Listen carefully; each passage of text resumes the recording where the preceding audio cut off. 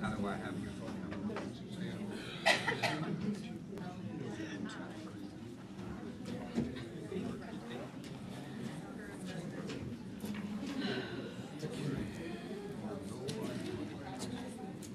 Cell phone on stun.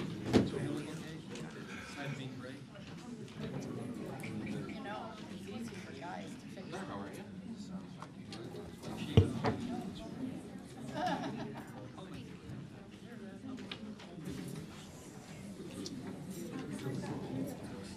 I'm married to it. Complicated. You're in there. Look at it.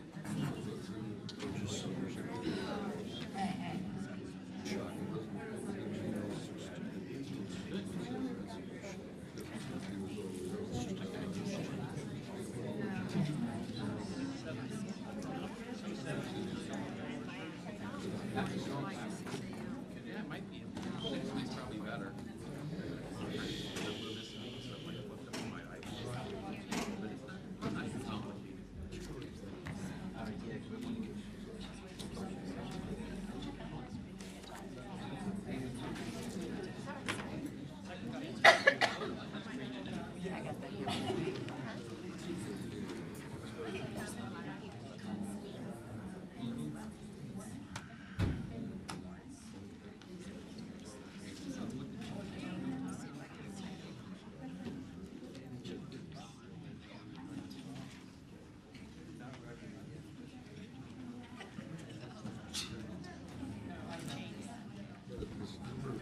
But you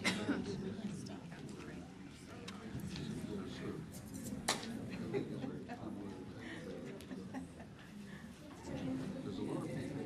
You got a mutual app services there. And that's the case in the civil. A lot of people. They were ill. So you got to know when they get tickets, but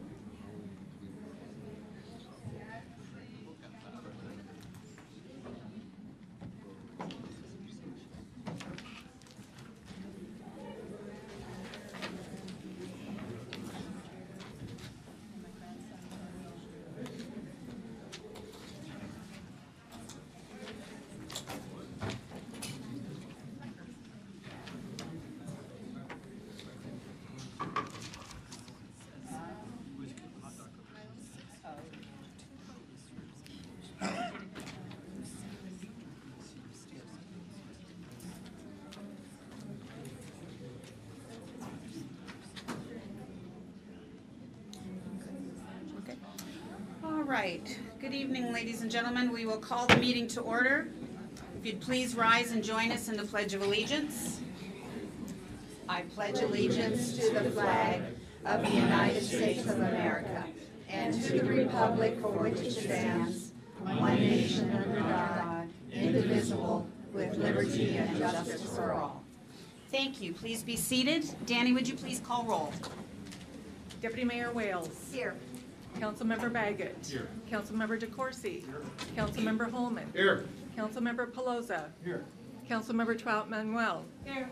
Councilmember Wagner. Here. Great. We are going to start off this evening with some community awards for our West Auburn High School.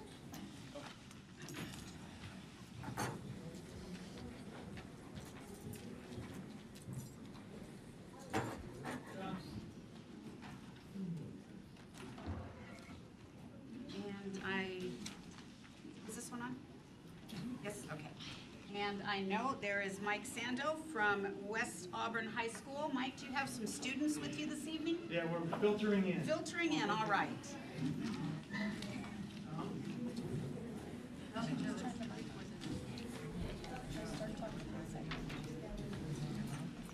Caesar, are you here for the awards? Are you here for the awards? Right, the chamber's giving some of the awards. Do you want to come up for it? Yeah, sure. Okay. Come on.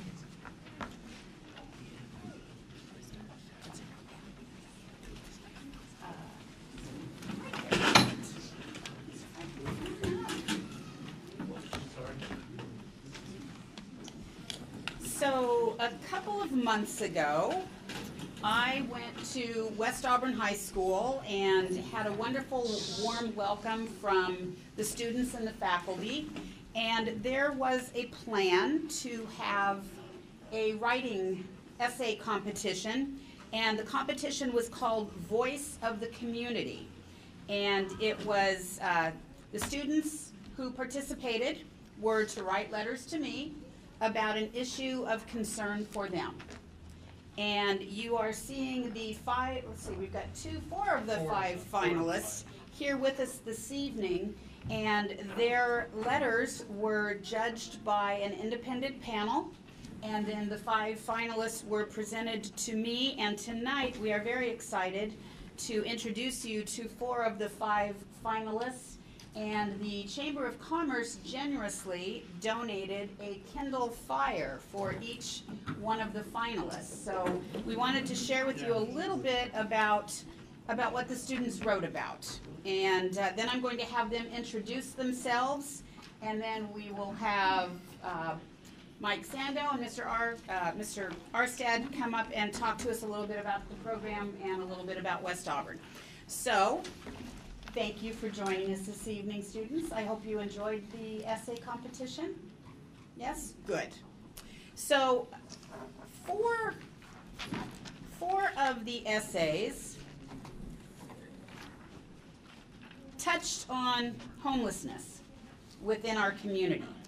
And what can we do as a community to ensure the support for those of us who may have the stars as our ceiling at night.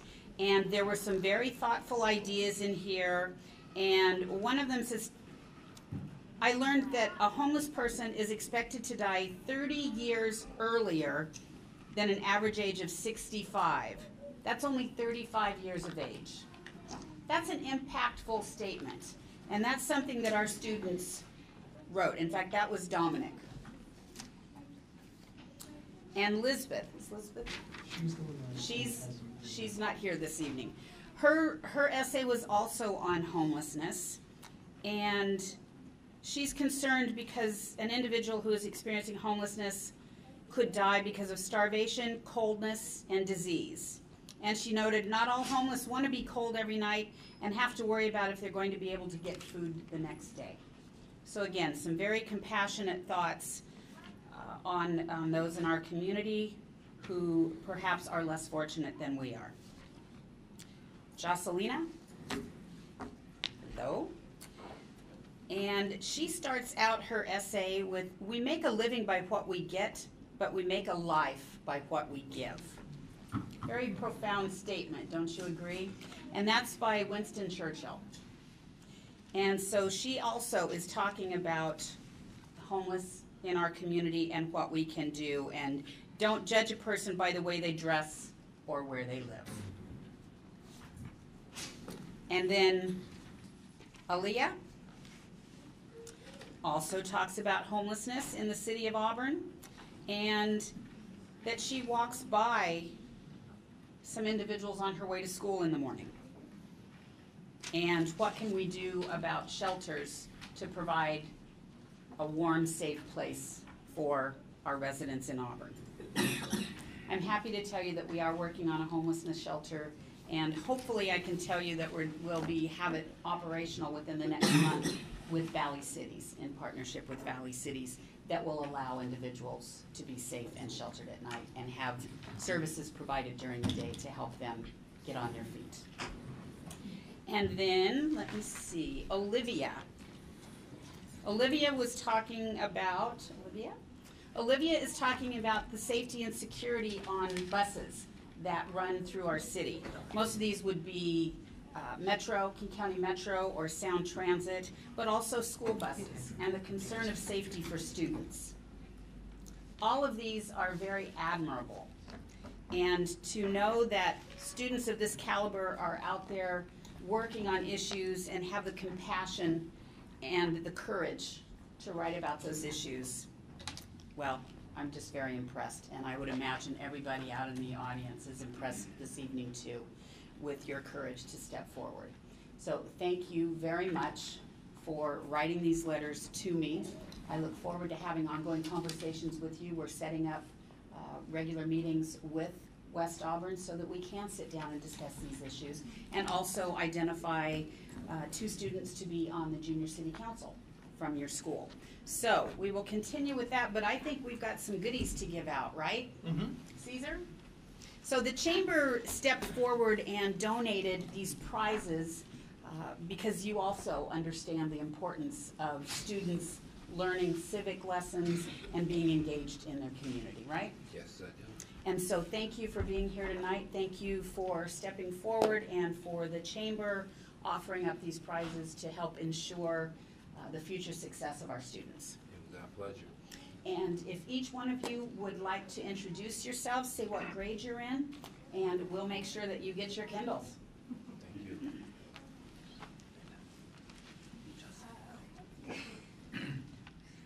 I am Olivia Gibson, and I am in 9th grade. I am Joselina Jorban, and I'm in 11th grade.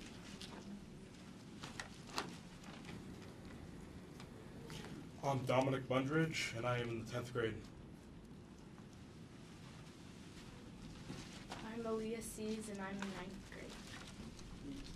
Mr. Arstead, would you like to say anything tonight about John Arstead, and I'm in the 40th grade. I'm way past you, so. I'm still learning along with these kids, and I just like to thank Mayor Backus and the Chamber for letting us put this on. This was Mr. Sando's idea. He's the mastermind behind it all.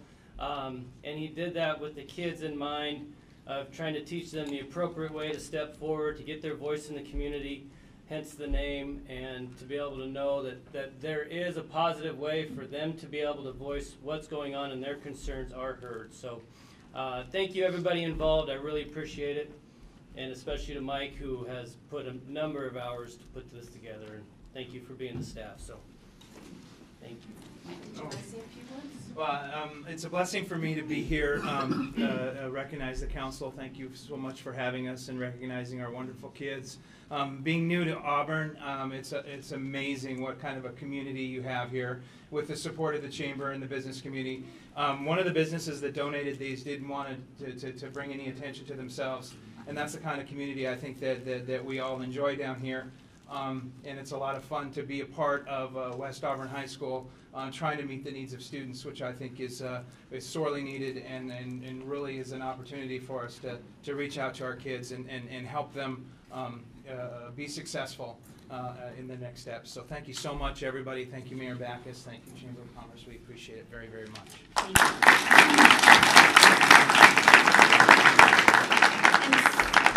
So at this point, if you would all, because you all had a role to play in this, if you would all step forward and accept the appreciation of council. Thank you very much for all that you're doing in our community.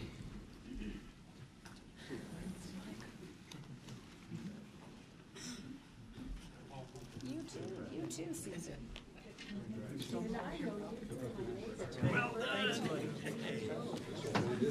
done. Thank you for showing such great patience. One more round of applause if we could, please.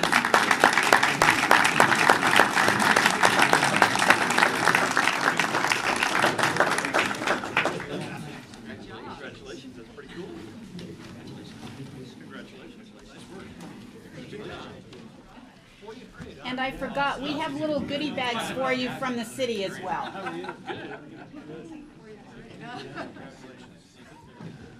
Chocolate.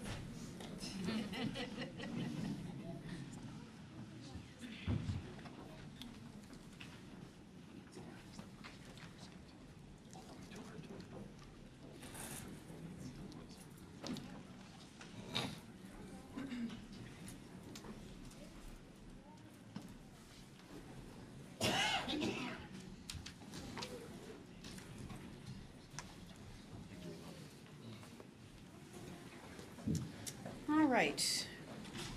Moving on this evening, we do not have any appointments. Do we have any agenda modifications, Danny? Yes, Your Honor. Resolution 5296 was added to the agenda. Okay. 5296, great. And then just a couple of changes to Resolution 5262. That's correct, Your striking. Honor. striking a couple of words. All right, we will move on to public hearings. We have 2 public hearings this evening. One of them is held over from 2 weeks ago. We started the public hearing on the 2016 Community Development Block Grant Annual Action Plan Amendment, and questions were asked by council during new business at our last council meeting, and those questions were answered, I believe, at the study session just last week. And so we will continue on with the public hearing. I will reopen the public hearing. Is there anyone that would like to speak? Anyone like to speak on the 2016 Community Development Block Grant Annual Action Plan Amendment? All right, we will close the public hearing. Next, we have a public hearing for franchise agreement number 17-09. City Council to conduct a public hearing in consideration of franchise agreement number 17-09 for MCI Metro Access Transmission Services Corporation, doing business as Verizon Access Transmission Services. And we had a staff presentation at the study session, I believe, so we do not have a staff presentation tonight, so I will open the public hearing for franchise agreement number 17-09. Is there anyone that would like to speak? Anyone like to speak on franchise agreement number 1709? Seeing none, I will close the public hearing, and we will move to audience participation. This is the place on the agenda where the public is invited to speak to the City Council on any issue. Those wishing to speak are reminded to sign in on the form provided, and please limit your comments to 3 minutes or less. Is there anyone that would like to speak? Is there any? Please come forward and give your name and address for the record.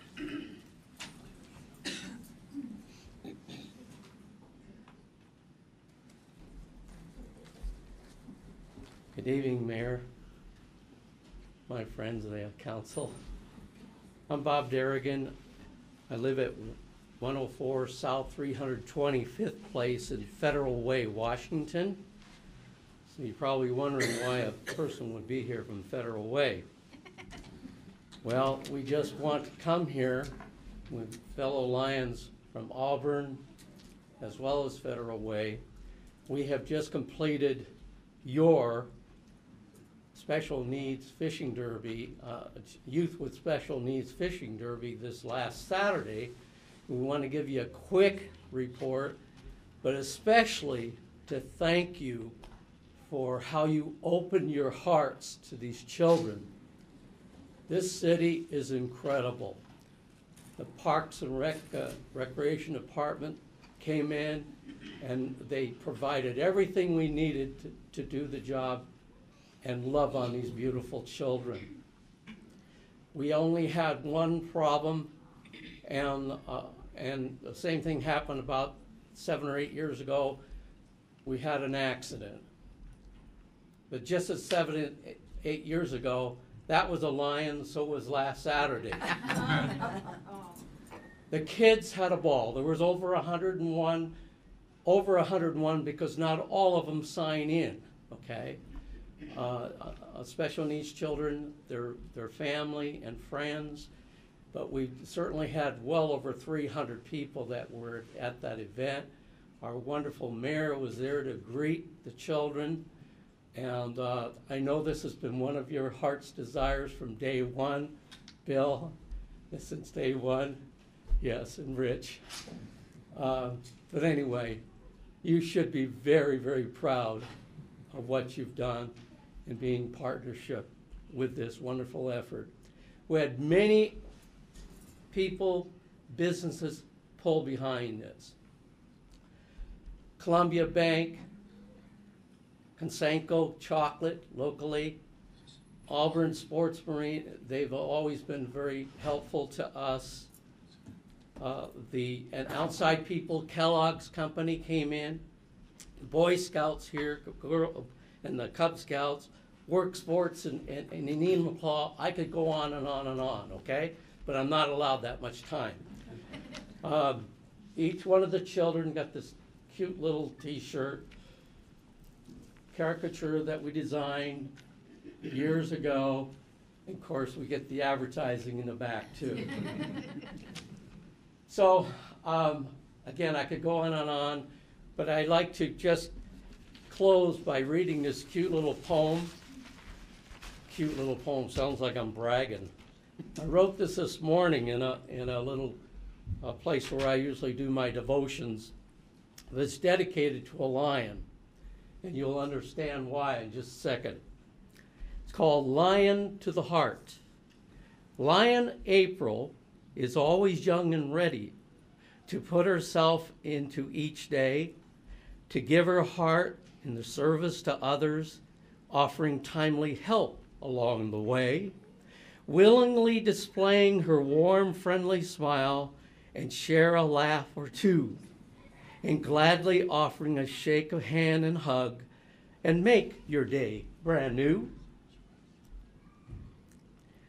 It is her calling, it is her caring heart that draws us to be near, our thoughts filled with laughter when she fell upon her posterior.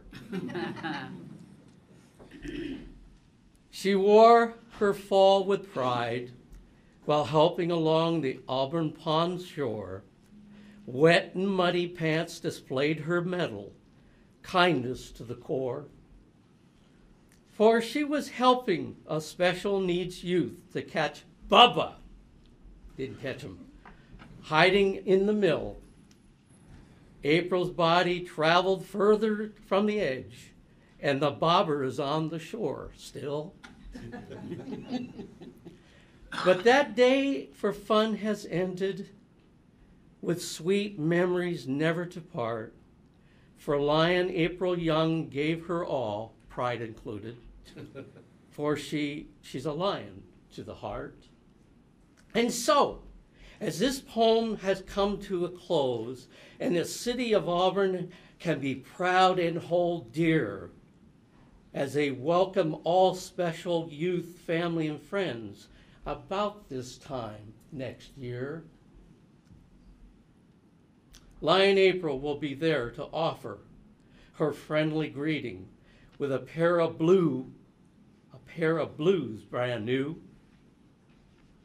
Be willing and able to lend a hand with other lions from Zone C3 too. Thank you again from the bottom of our hearts. Thank you so much for the work that you do in our community. The Lions Club has been ever present in just about every opportunity to be involved in this city, and the Special Needs Fishing Derby is one of the favorites. I think I held and grabbed more fish this year than I ever have, but it was wonderful to see the looks on the children's faces when they catch that fish, whether it's the first fish they've ever caught or whether they're pros at it. Thank you for your love and dedication to our community and to those children. It means a lot, and we look forward to seeing you here again next year. Thank you.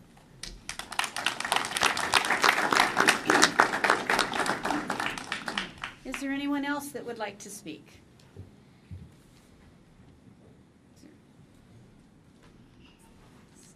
Oh, okay. All right, thank you. All right, we will go through the list then this evening. Looks like first on the list is Bob Derrigan. That was Bob. Oh, sorry, you're right. Okay, Antonio Flores is next. You asked who to come up. I was already. Well, but now that I have the list, we'll Right, go in that's this fine. order. Sorry.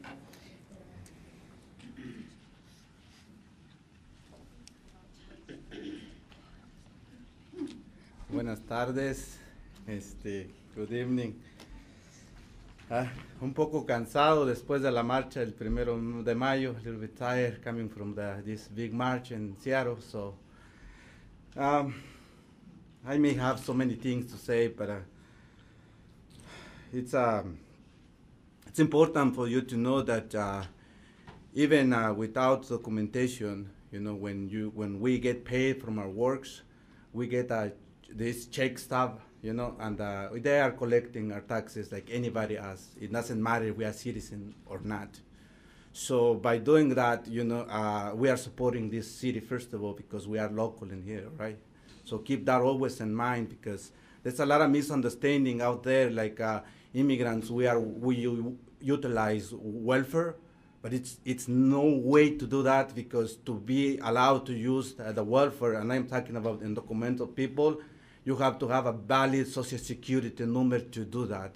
The other day I hear so many things about your investigation, but honestly, for the future, you should sit with us and we talk about these issues, because if we really believe in a real democracy, you have to allow the community to take decisions with you, because we supposedly live in a democracy, but honestly, we are not being part of that. So by doing that this today, that's important. I'm speaking. It doesn't matter about my immigration status. I'm able to do that. That is a good thing. But in the decisions, when we are in the desk and the table, we are not allowed to say things. We are not allowed to give you guys an opinion from our side. So keep that in consideration for in the future. So we are in the right way. I don't know what decision you are coming today, a resolution, an ordinance. Obviously, the lawyers say it many times in here, an ordinance is the right way. Resolution is this handshaking and something supposedly in the right way, but who knows? And many times, we are shaking hands with the chief of police, and many times there are questions about how we can work together. You have the answer already. Santori City, and under an ordinance, not under a resolution. Y entonces, párense para que ellos nos miren que estamos unidos y que no nos vamos a dejar. Cualquier situación que pase, Mr. Chief of Police and Mr. City Council members, this is our community. Any decision that you take, we keep in mind, we'll be united, and we fight, if it's necessary from here, and if it's necessary from my life, and I can promise to you, my community is suffering. My community is being harassed, and the persecution is happening right now into our community. But we are united. We are here. We are not invisible. We are not in the darkness, on the shadows that many people said. We are a very vibrant community, and we are in your neighborhood. Thank you very much, and que el Creador los bendiga y los proteja. Thank you.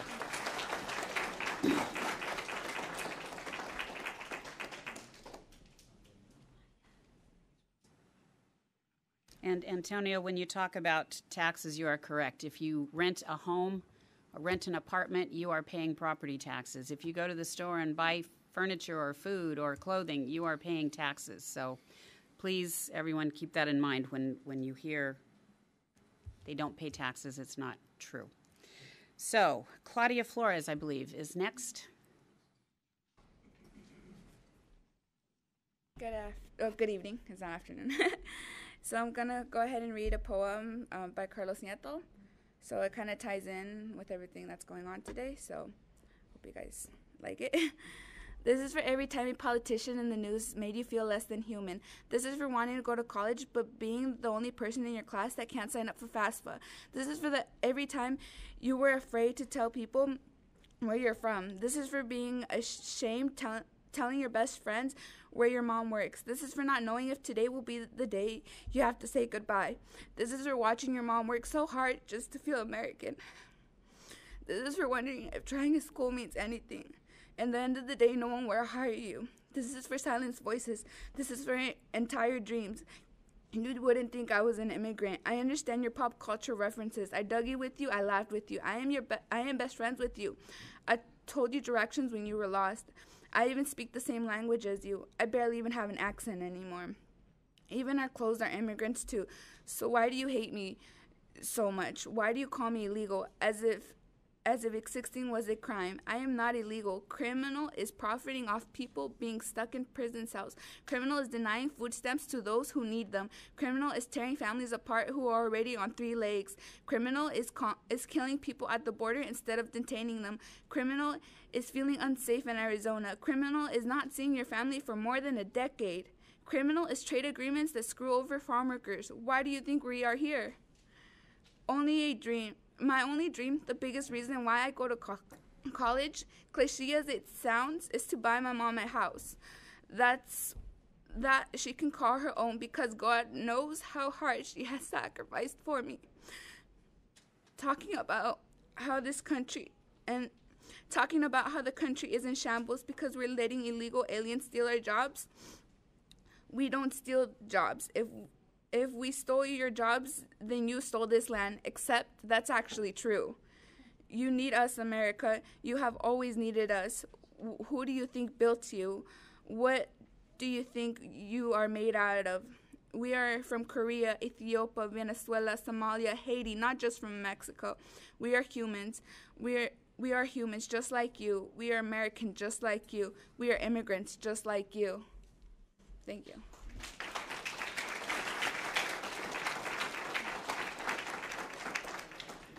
Next is Charlena Razo-Multin.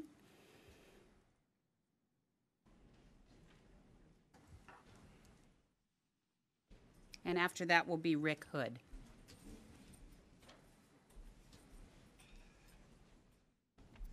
Good evening, Mayor, Deputy Mayor, City Council, and my fellow neighbors. My name is Charlena Razo-Multin. I don't have elaborate data or charts or numbers. I am here instead to speak to the part of your hearts that compels you to serve people.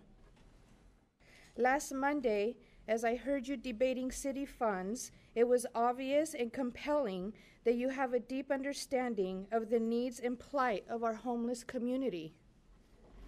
I went home wondering how much my city council is connected and has an understanding of the needs and plights of our immigrant community. I could see why that may be due to some compounding factors. I specifically heard our deputy mayor's voice of compassion and exhaustion when you stated last Monday that you could not possibly hear one more homeless family's story. If it was possible, I'm sure your hearts and ears would be overflowing with stories from your immigrant neighbors if they had the capacity to communicate with you. Many of my people do not have the confidence in their English skills, but more importantly, many of them are terrified. They are terrified of retaliation. They are terrified of being reported. They are terrified of being taken away from their children and families. I do speak Espanol, and I work in our Auburn School District high schools, and I, like you, Deputy Mayor, am growing weary, and I'm spent, and I'm at a loss as to what to tell our children. What do I tell them when they are crying and scared and coming to me, wondering if their parents will be home when they come home from school, yet we expect them to go to school and study and do hard under the same circumstances when they're stressed to capacity? How can I answer those questions and calm their fears when I have the same questions and I have the same fears? Do the right thing and vote in an ordinance, not a resolution. Our friends, our neighbors, and our community deserve to feel safe, secure, and validated. Thank you. Thank you.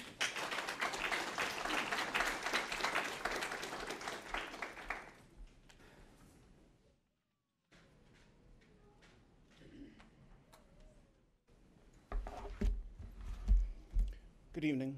My name is Rick Hood. I'm an Auburn resident. I think you have my address there. Last week, we heard a presentation from the ad hoc committee that I know worked very hard to put the resolutions and the ordinance together that they provided. And we also learned that it was a very contentious process that they went through, which is really no surprise at all. But I really am standing here tonight to share my sense of disappointment in the resolution that came out. I have no idea what the ordinance is. It wasn't provided as part of the package that I was able to find. But we had an ordinance, and it's hard, a resolution from years ago. It's really hard to see how this one improves on it. As the city attorney said, a resolution is a transient expression, I believe was the phrase, of the council's will. it's basically toothless. Even with the provision, as was in the old one, that the mayor is provided with, is delegated authority to take administrative actions. I really don't see how that helps us. I don't want to drag us into the kind of turmoil that I'm sure caused the ad hoc committee some difficulty, but I think we need to look at some of the actual things that are happening rather than some of the debates about what's right. And one of the things that we see is an order to increase ICE from approximately 10,000 to 15,000, a 50% increase.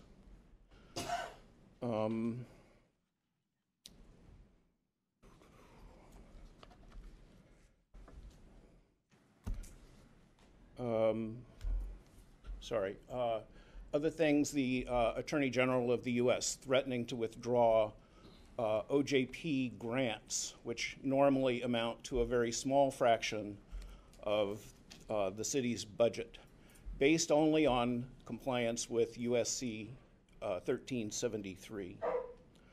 The release of a list of individuals for deportation whose primary offense, many of them, was as simple as a parking infraction. So I guess what I would like to suggest is that there are some things that we can do in an ordinance that aren't as difficult. The city of Kirkland passed an ordinance in February, and I'd just like to read a few of the provisions from this. It says, no employee, agency, or agent shall condition the provision of city services on the citizenship or immigration status of any individual. City personnel shall not request specific documents relating to a person's civil immigration status for the sole purpose of determining whether that individual has violated federal civil immigration laws. City personnel shall not initiate any inquiry, enforcement action based solely on a person's civil immigration status, race, inability to speak English, inability to understand city personnel or its officers. It says that, to summarize, presentation of a photo ID from any country should be accepted, as would any Washington state driver's license or identity card. And one of the most interesting is to say that all applications, questionnaires, and interview forms used in relation to or provision of city benefits, opportunities, or services shall be promptly reviewed by relevant city personnel, and any question requiring disclosure of information related to citizenship or immigration status shall be, just summarizing, either deleted in its entirety or revised so that disclosure is no longer required. These are simple steps, okay? They get at,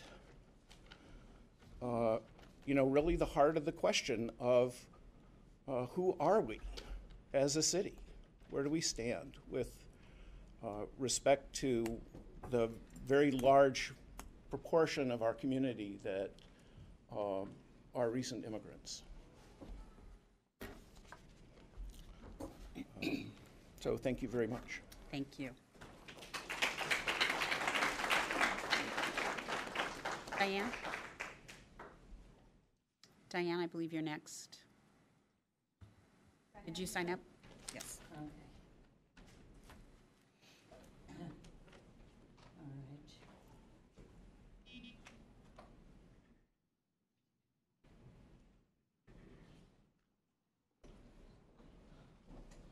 Well, this doesn't work well. Can you all hear me? And you all can hear me? Danny, can it be picked up for the recording? Okay, if Diana, if you stay right there, right by, in fact, I'll move the microphone a little bit. Okay. Okay.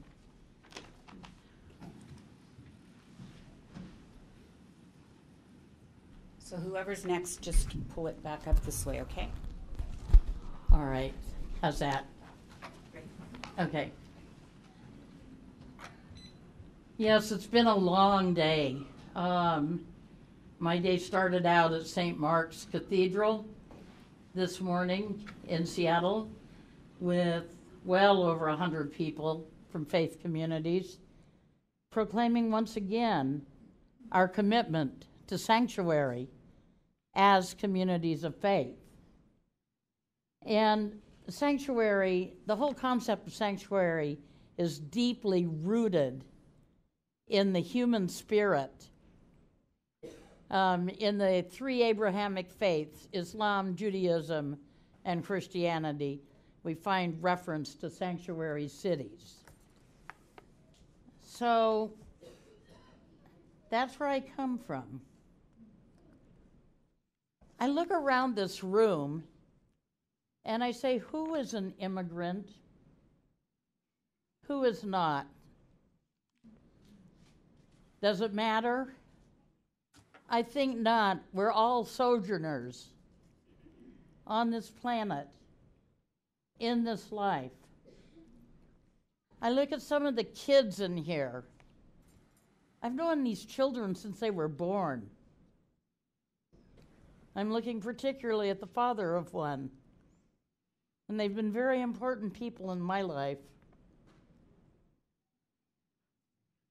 I think of my own grandkids who come from a lineage of the daughters of the American Revolution and of Mexican immigrant field workers. How do I separate these people out? I don't.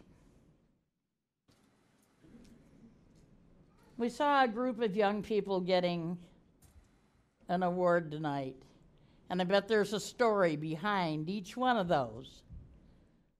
All of us have our stories of maybe little errors we did in the past, some much bigger. And we brag about, look at where this person's beginning was, look where they came now. But we set the bar much higher for the immigrant. Deport them because 20 years ago they got in a fight. Human beings, kids.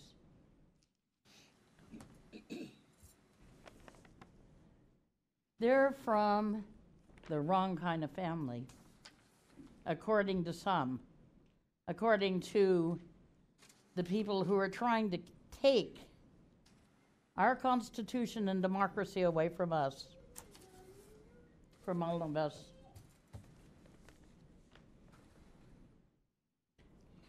Perhaps, okay, resolution, I just heard about resolution ordinance. And in my place of security, I could say it really doesn't matter to me. I can take a resolution and say, well, let's go have a nice multicultural dinner at the church or in a park or somewhere. And it'll be nice, a nice social event. But I heard my friend Antonio Flores say that he needed an ordinance. And I think we need to give credence to the citizens among us who are the most impacted. And I do not mean to offend anybody, and I want to speak truth to power, because I'm really afraid of some of the power we see out there. And I know there's a greater truth than I know some of you, and that greater truth lives in your hearts. Thank you. Thank you.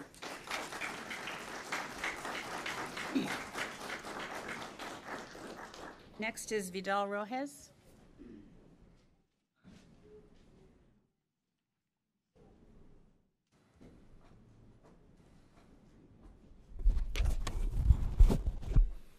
Muy buenas tardes a todos. Mi nombre es Vidal Rojas. Good afternoon to everyone. My name is Vidal Rojas. Soy originario del estado de Michoacán. I come from the state of Michoacán, Mexico. Soy muy respetuoso de la naturaleza. I have great respect for the natural world. Como todos los seres vivientes, busco una mejor forma de vida. Like all human beings, I look for a better life. Así como la mariposa monarca emigra a mi lindo estado Michoacán, Just like the monarch butterfly emigrates from my home state of Michoacan. por tener tanto frío irse a cobijar en nuestros bosques, Because it has so much, because it gets cold, it comes into our forests to cover itself up. así lo hice yo buscando una forma de vida. That's how my life has been too, looking for a better way of life. Y emigré a los Estados Unidos. And I immigrated to United States. Mi delito es, como muchos, My crime, like many, is buscar una forma de vida, una mejor sostén. to search out for a better life. Soy miembro de La Voz de Auburn. I'm a member of La Voz de Auburn, the Voice of Auburn. Hemos trabajado por más de un año We've worked for more than a year después de nuestro trabajo, after our own jobs. después de cumplir con nuestras tareas de trabajar para obtener nuestros recursos, para pagar la renta, para pagar los impuestos. After working hard all day to pay our rent, to pay taxes. Muchas veces después de las 10 de la noche. Many times until 10 at night organizing. Como ya lo han mencionado muchas personas, igual que muchos, igual que los que tienen documentos y no tienen, contribuyo yo también para que esta ciudad tenga movimiento, para que este estado crezca cada día más. Like many have said, many of us who may or may not have documents, we all contribute to, like monetarily to this city to make it better.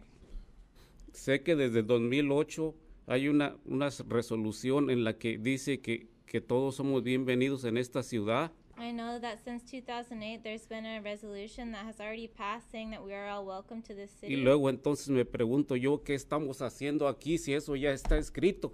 So then I ask myself, what are we doing here right now if this is already written down? ¿Qué estamos gastando nuestro tiempo? ¿Qué están ahí sentados ustedes muy cómodos y nosotros podríamos... Why are we wasting our time here? And you guys are sitting here really comfortable and we're all here putting all our energy into this. Quiero que piensen I want you to really think en nuestros niños que andan por ahí corriendo, about our children that are walking around here running, que se están grabando sus caras, that they're gonna remember your faces. piensan que somos una minoría, no nos han tomado en serio, no nos han escuchado. Hace unos meses prácticamente salieron huyendo de San Mateo. But you haven't been listening. Some months ago, we were over in St. Matthews as well. En lo poco o mucho que pueda, seguiré luchando para que esta ciudad vote por una ordenanza, no una resolución. In the little or big ways that I can, I'm going to continue to fight so that this city passes ordinance and not a resolution. Y en lo poco o mucho que pueda, voy a seguir trabajando para que este estado sea un estado santuario como lo es California. In the little or lot that I can, I'm going to continue to fight so that this state can become a sanctuary state like California is. Gracias. Thank you.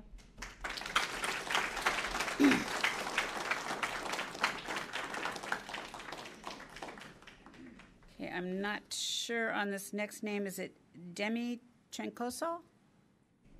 Welcome to the club, Mayor.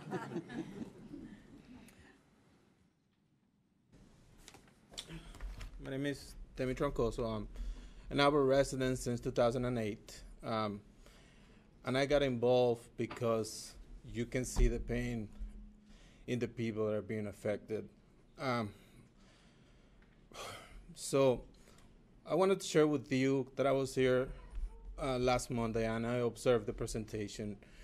And I do see that you are well-meaning and that you put a lot of effort into the research that you did. But at the same time, I fault you because you closed the door. You didn't listen to the community. You didn't allow community input, and that was your downfall. I could have told you, anybody could have told you, that yes, in 2016, we may be 16% of the population, but as many people have outlined out here, about a third of the students in the Auburn School District are Latino. We could have told you that 40% of the people that are in this country undocumented came over by plane, so you're not going to be able to identify them.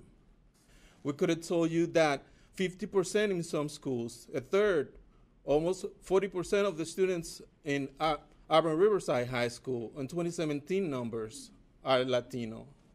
Those are the kids that are going to replace you. They're going to be your doctors. They're going to be the engineers that build the roads. They're going to be the people that you see. Not the 8 million people workers. They only represent 3% of the whole employment in the United States. They just overrepresented in some areas. But the kids are the people that you're going to set the example to. What wouldn't you do to protect your children from the fear of losing you if you have children? That's the question that I'm asking you to answer today. And that's why you need to vote for a resolution, for an ordinance, another resolution. You need to put your mind, the words of the city. You need to inspire us to be the city that you want us to be. Doesn't cost you anything. I mean, it is reassuring to hear the police chief say that they don't enforce actively cooperation with ICE. But that doesn't mean that passively they cannot do it. The only thing that we're asking you to talk to the lawyer that said that this resolution is the best way to go versus an ordinance, is to establish an ordinance that only cooperate with immigration laws as it is required by the law. We don't ask you to violate the law, and that doesn't mean anything to the city because it's already what is being placed in practice. We just want reassurances for our children, for the friends of my kids, my neighbors, your neighbors. So please sign the ordinance, put your mouth where your word is. Don't let somebody that from the outside, from the federal government, intimidate you into doing something that is not in the best interest of the people of Auburn. Vote for Auburn. Thank you. Thank you.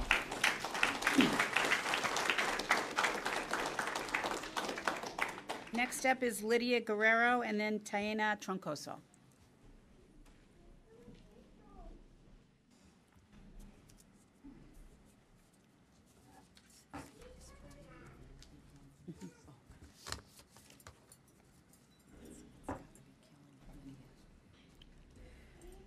Hello, good evening, and thanks for opening the floor to the public for us to voice our opinions and our concerns. I'm a little nervous, so I'm going to just relax from my phone. So, my name is Lydia, and I've been a resident of Auburn since 2008. I'm speaking today because I would like to ask you, the city council members, to really think about the importance of having Auburn become a sanctuary city. You already stating that Auburn is an all-inclusive city, and that is great. I, for the most part, have believed that to be true in my time as a resident here in Auburn. However, especially in a time like this, where there is a divide, and I've seen it, I've heard it in front of me, and right in front of my home, just last week, that not everyone feels the same. There is a threat looming over the residents here in Auburn that they are not included in the message of inclusivity. I stand with my neighbors, I stand with the workers in the community, I stand with parents of school children, that I will speak up for them because some may not feel that they are not welcome to speak up, and because it is the right thing to do. We all contribute to this vibrant and diverse community here in Auburn, and I'm asking you to please vote for an ordinance rather than a resolution tonight. Please think about the children here in Auburn School District who are our future leaders and whose parents are immigrants, and risks that are involved in voting against an ordinance that may entail to these families. So, I'm just asking you to please vote for an ordinance rather than a resolution. Thank you. Thank you, and you did very nicely. All right, Taina, and then after that is Randy Flores. Taina accidentally signed up thinking it was attendance and not speaking. Okay, So, all yeah. right. So, yeah, and I think I'm right after her, so. You are Randy, yes. So, I think I want to start off with telling you that I am wearing my traditional clothes right now. My grandma wears this traditional clothes every day, and I feel really proud to be wearing it here. For a long time, indigenous communities in Mexico were really shunned for when they'd go out into the city and they'd see their traditional clothing. We'd face a lot of racism.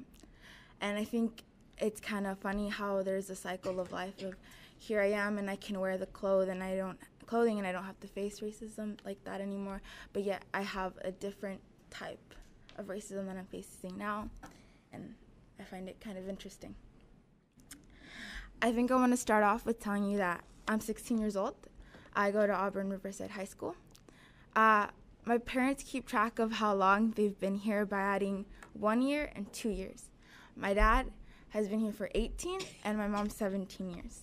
Cool. Out of coincidence, they both arrived during September. So I think growing up, I always understood that it was more complex than just a better life why my parents came here. I remember growing up and listening to a specific conversation between my mom and my grandma. They're on speaker, and my mom was in tears, and I didn't want to interrupt her, so I just sat there listening. And my grandma tells her, one day I'm going to die, and we're never going to see each other again. And you're going to be over there, and I'm going to be over here. I've never met my grandparents before, but I know they must have been great because they raised my parents. But here, wearing my grandma's traditional clothing, I feel like as if it's not that far away. Like she's here with me, helping me talk while I'm really nervous. You're doing a great job, Randy. And I think I remember my parents discussing how they originally came here thinking, we're just going to come here, get some money, build a house in Mexico, and we're going to be fine. And then now here I am. I was born in Seattle, and I'm, 2 more years until graduation. And I think it's kind of unfair when I think about it, because my sister, she literally grew up in this town. We've both been here in this school, Auburn School District, since kindergarten, and yet it's different for both of us. I remember when I was in history class, we were discussing about the history about the Japanese immigrants and then how in Auburn, and they showed us pictures of Auburn High School about how 1 year of how much the population of the Japanese had grown, and then the next it was like gone. Like there was none of them in the photo book we were looking in.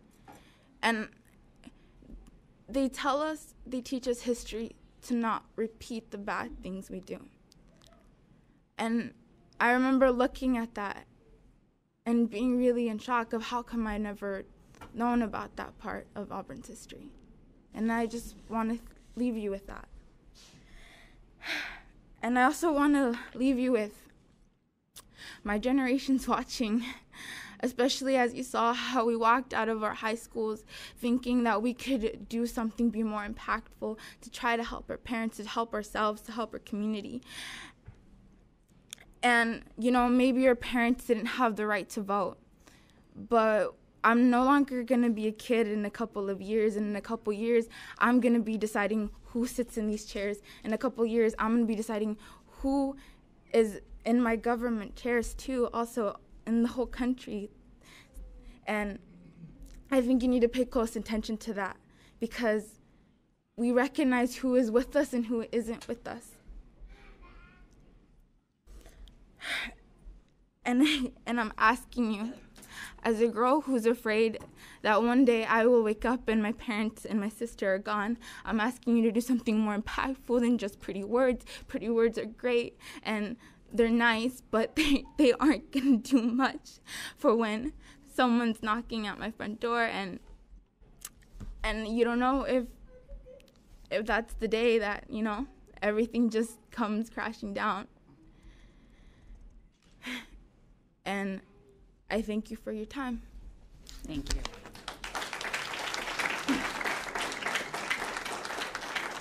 Arthur Troncoso, and then Steve Mattioli. Hi, my name is Arthur. I go to Auburn Riverside High School and I'm 17 actually.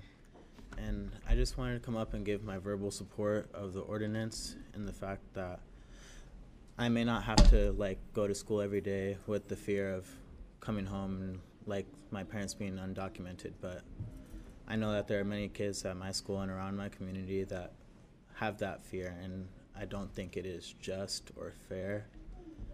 And yeah, I mean, we're all immigrants unless you're native, and many of our ancestors and whatnot did not have to live with this kind of fear, and neither should anyone else in our community. And that's all I have to say. Thank you. Thank you very much.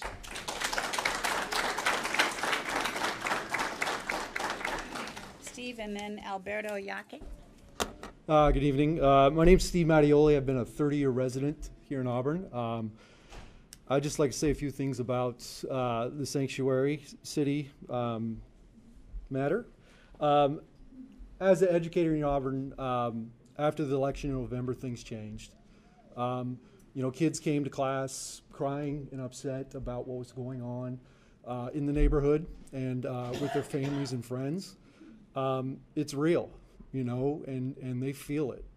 And to be a teacher and to have those kind of questions come up is tough, you know, because you don't have an answer. You know, as a teacher, you know, people look to you as somebody that can, you know, let them know, you know, this or that, or, you know, how to do this. But when it comes to this type of thing, you know, and other educators have talked to me about it as well, it's just, you don't really know what to say. You know, you try to comfort them and let them know things will be all right, but you just don't know that. You know, the faces here in this crowd, this is Auburn. This is Auburn now. I mean, from where I was,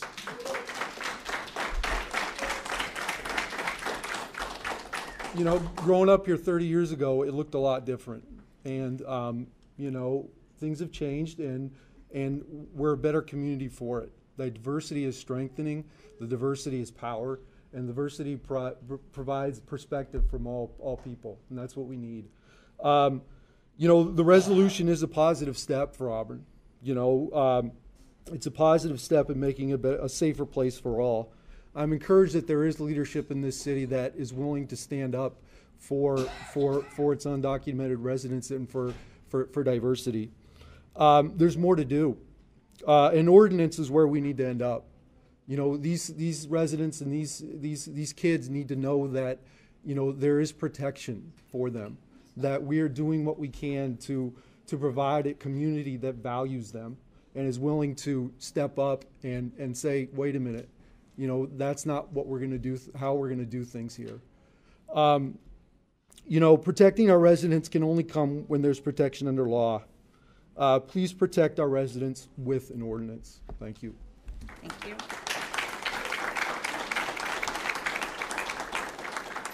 Alberto, and then Brian Rivera.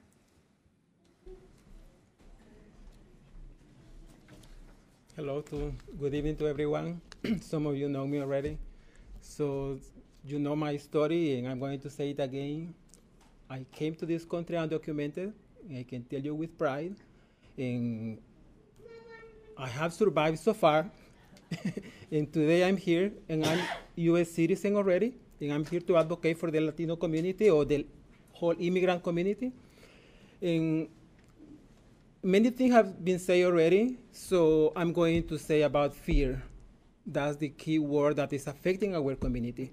That's the word that affected me when I came to this country. And by having fear, lack me for increasing my education in early times. So I'm advocating today for the community, for the families to keep them together, because fear has increased so far that keep families from sending even to school. So at the beginning of the whole meeting, I hear that people were talking about homeless. I'm going to increase another word about drug addiction. In my prerequisite, I took sociology. So I studied many about sociology, psychology, and I can tell you now that I am a nurse. I am a registered nurse working in ICU just across the street. So in my prerequisite, I learned about sociology, how affect fear in our families. Some people don't go to school. They increase gangs, increase drug addiction. I work in ICU. I know what is drug addiction. Young people come into the ICU with all of those problems. So today, I am advocating for the families. Keep them together, but that way, keep them together. They can work together in our community and work and have a stronger communities, especially for Auburn. So today I'm advocating for them, and I urge you to pass a resolution, or we were talking about ordinance, so which is better, because the other person say, what are we doing here? We have already written an ordinance. So we want something better, and that way people, trust our authorities too, and we work together and we report, hate crimes. So we prevent from increasing hate crimes too. So I'm just urging you to do something for our communities. Thank you. Thank you. Brian, and then Tina Sanchez.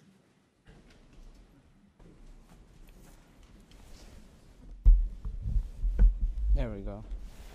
Buenas noches a todos. Buenas noches, City Council and Mayor Backus. Do you guys get the picture yet of what the people want? Like, sometimes it's like, if you guys are not even like listening to us. And the way I could tell, because a couple meetings ago, when the ad hoc committee presented information about this topic of sanctuary cities, it was the same information we gave you guys a couple months ago when the high school girls came and shared a lot of that information. How come it wasn't heard then?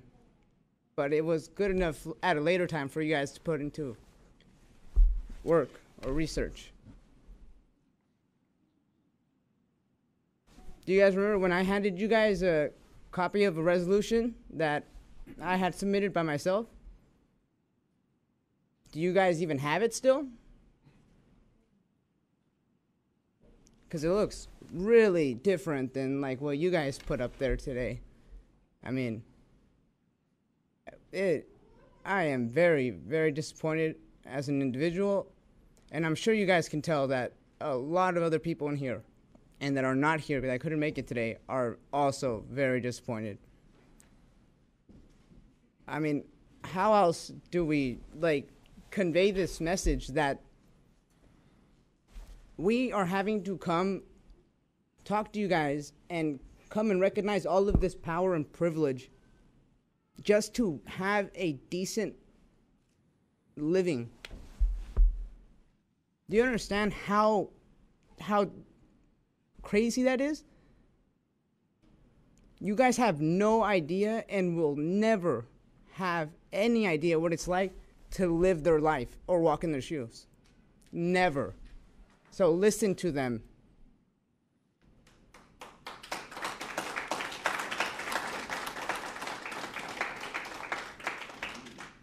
It's not that hard. It's like somebody gave you, like in the math books, I don't know if anybody remembers, you could go in the back and you can see the answers for the homework. Yeah, this is the back of the book. We're usually in the back of a lot of places, That's where we get pushed. So we talk about, Auburn being innovative, but we're recycling, language from years ago. When I came and spoke earlier on the 30th of January, and then not only since then, we've been talking about this with you guys as an idea since, like, my uncle was picked up by ICE, since he was kidnapped from his family. And when was that? Do you guys remember? Because I remember, because my mom woke me up crying at 6:45 in the morning. It was January 6th, 2016. Do you guys think I'm a joke or something? Like, that's my family. His wife is sitting right there. And how long has it been? You guys are presenting what you guys are presenting today? Really? Did you guys read my resolution? I mean, could you guys off the top of my head at least let me know what differences you guys had for you guys to choose whatever you guys put up today, which basically is just regurgitating what we've already had? No? Come on. If you're not going to listen to me, at least listen to them, because they're here.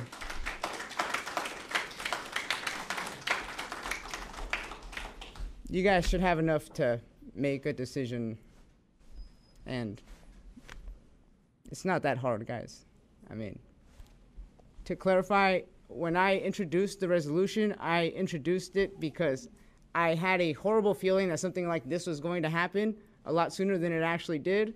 But the main goal of that, if you read it and read point 6, was so that the community, that there's various community groups here, like the Auburn, who have been working since my uncle's, he was picked up by ICE. They've been working for over a year, and they're being pushed to the side. They're being banned from churches. Come on. Let's get it together. I heard that they got a lot of information and a lot of cool drafts that they've come up with, you know, because, like I said, they come home very tired, very late, but they need to survive, so they need to make that sacrifice. At least honor their sacrifices, guys. Thank you very much for listening to me out today, and I hope you guys make a good decision. Okay. Next is Tina, and then after Tina is Guadalupe Macias Rivera. Hola, muy buenas noches, miembros del Consejo Municipal y alcalde de Auburn. Good evening, City Council members and Mayor. Mi nombre es Tina. Soy residente del Auburn desde el 2011. Hi, my name is Tina. I am a resident of Auburn since 2011. Soy miembro de Washington Can y hoy les quiero hablar sobre nuestra comunidad inmigrante aquí en Auburn. Soy miembro de, sorry. I am a member of Washington Can, and today I'm here to talk to you about immigrants in the city of Auburn. Nuestra comunidad tiene miedo tiene miedo de reportar crímenes a la policía y miedo de también temor a estar a cualquier crimen, cualquier violencia doméstica o cualquier cosa que ven afuera, porque piensan que la policía va a llamar ICE o inmigración y ellos se atemorizan, entran en pánico y dicen, hell no, eso no es mi problema, ese es problema de ellos. Entonces es como los crímenes se quedan ocultos y no vienen afuera. Our community is in fear to report crimes. They are scared that along with the police, immigration will come along. They are afraid to report domestic violence and any other crimes. Yo he visto cuando los residentes de Auburn escuchan que ICE o migración está cerca y ellos se esconden o no quieren salir porque tienen mucho miedo, entran en pánico, no dejan ir a sus hijos a la escuela porque tienen miedo que los vayan a agarrar afuera cuando van a la escuela porque van a decir, oh, tú eres hijo de un inmigrante. O ellos tienen que ir a la tienda y no van a la tienda a comprar lo que necesitan para la comida o para algo por miedo de que ICE va a estar afuera de sus apartamentos, porque a mí tocó ver cómo se llevaron a 2 personas de mis condominios, de mis apartamentos, a las 5 o 6 de la mañana, cuando yo venía de regreso de mi trabajo y ellos iban saliendo para su trabajo. I have seen the fear in the community. I have seen when people hear of rumors of immigration officers in the community, community members are afraid to send their children to school. They're afraid to go out to grocery stores. I have seen these things happen in the community, and I've seen when I get up early in the morning to go to work, I also see immigration officers in the nearby center also go out. Hoy tienen una gran oportunidad de hacer un gran cambio para nuestra comunidad. Today you guys have a chance to make a great decision for the city of Auburn.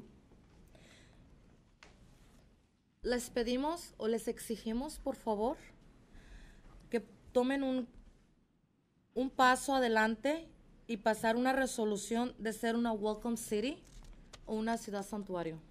We are asking you guys to pass a city resolution to become a welcoming city. Gracias por escucharme y espero y tomen la mejor decisión correcta. Thank you for listening to me, and I hope you guys take the right decision.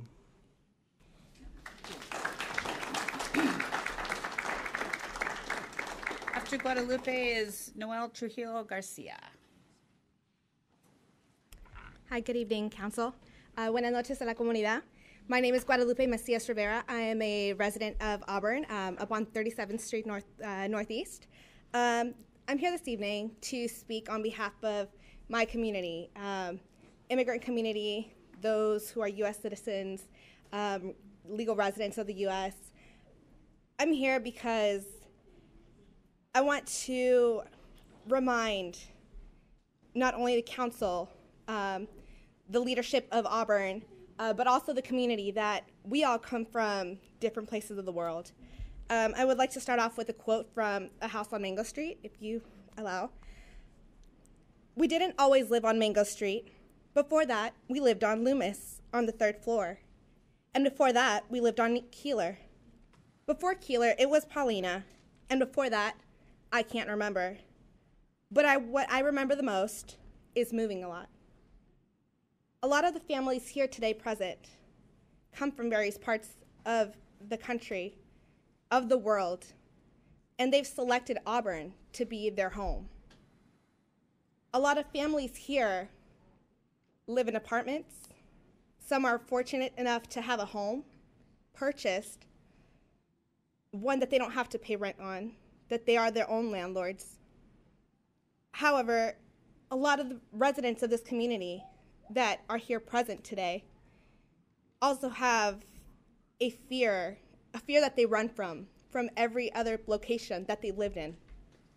A fear that one day immigration will come to their door, or one day immigration will come to their job or their school and separate their families. I am the sister of Brian Rivera. I also received a call from my mother that morning. I was at work, also here in Auburn, on Harvey Road, not very far from my mom's house, not very far from where my uncle was picked up. However,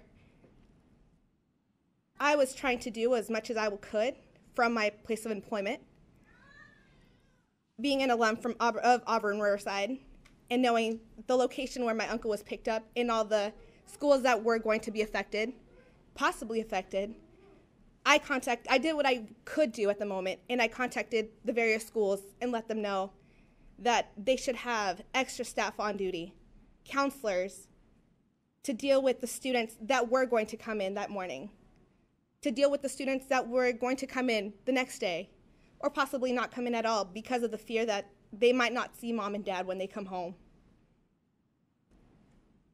I'm here because I asked you guys not to pass a resolution, but to pass an ordinance to make the city a safer city, a welcoming city, one that all these families that come from different places of the country, of the world, that they can feel safe in, whether they go to school, to the store, to their job, that they can come home at night, tuck their children into bed, read them a story, do homework with them, create community activists that will one day possibly be filling your positions, could possibly, for those that are citizens, be the president or a congresswoman or congressman, lawyers, doctors, law enforcement.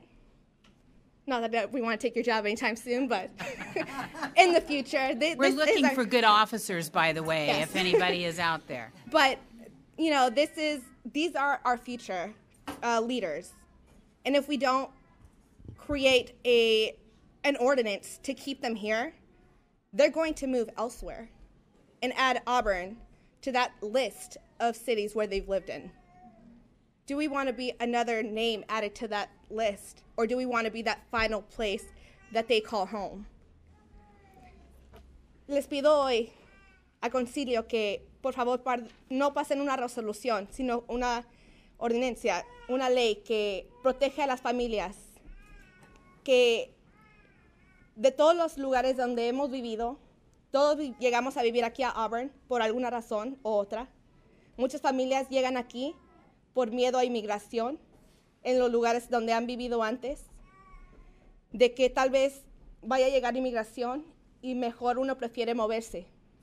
Les pido hoy que se haga una ciudad santuario para que las familias se pertenezcan aquí a Auburn, se queden aquí y que se sientan incluidas. Porque los jóvenes que están ahorita son el futuro, son los que podrían ser próximo oficial, un abogado, un doctor, pero los queremos aquí. Entonces, si ellos no van a protegernos a nosotros vamos a hacer, la ciudad de Auburn va a ser otra ciudad más agregada a su lista de donde han vivido. Y ellos no quieren eso. Ellos más bien van a querer que Auburn sea el lugar donde uno se queda a vivir con sus familias. Thank you so much. Gracias. Buenas noches. Noel, and then Sarah Dean.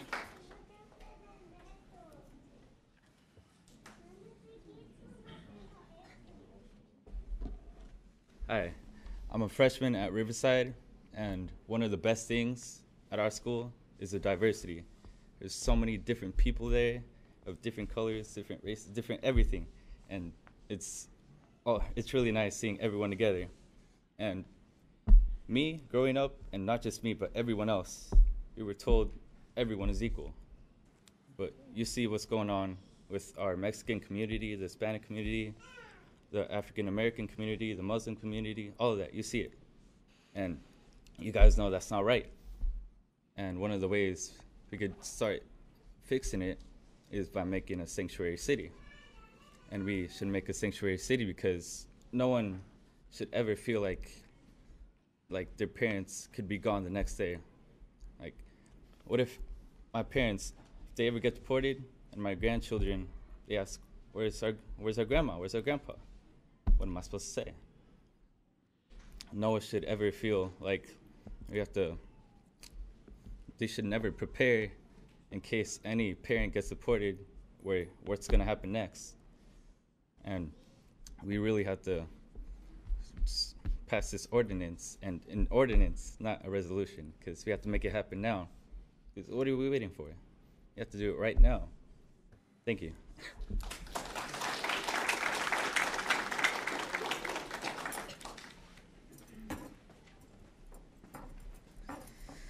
Good evening, buenas noches. My name is Sarah Dean. I live at 35103 45th Avenue South, Auburn, 98001.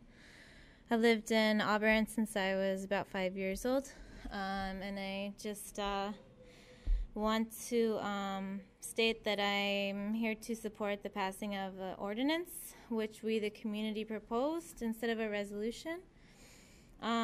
Because it's necessary that we make a more progressive action at this time to protect the rights of all members of the City of Auburn.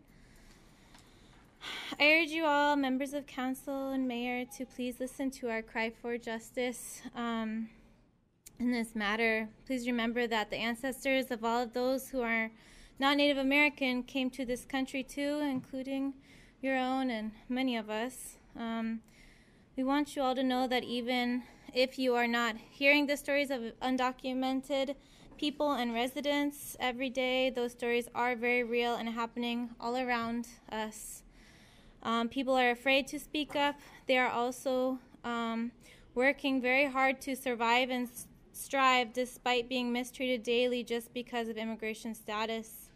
Many of my closest friends are undocumented, and they are some of the kindest, most humble, hardworking, good-hearted people that always see the bright side of things. These people enrich our town so much and deserve to live here without fear. Also, many of these people who are being discriminated against are actually Native American themselves, meaning that they're native to the Americas, and their people have been here since time immemorial. So I'm asking you all to please pass something concrete, an ordinance to actually protect in writing some of the basic human rights of all of us, including those who may be undocumented. I honestly don't know what I would do without my extended family, many of those who are undocumented. It makes me feel unsafe to know that many of my loved ones are at risk every day. One thing that some people may not fully understand is the very critical reasons why many folks left their home countries and to come here, and the dangers they face if they have to go back, including violence, exploitation, poverty, and many other reasons. For as much as so many people love their homeland and their families back home, it's very dangerous for many of them to do so. That's my understanding from what I've heard personally from many close friends. And then for many other people, living here is the only life that they've ever known, just like me. So I ask you to look into your heart and find the compassion to see the difficulties so many people are facing at this time, and to take it very seriously, because you have the privilege and the opportunity to help aid in this uncertain time. Thank you very much. Thank you.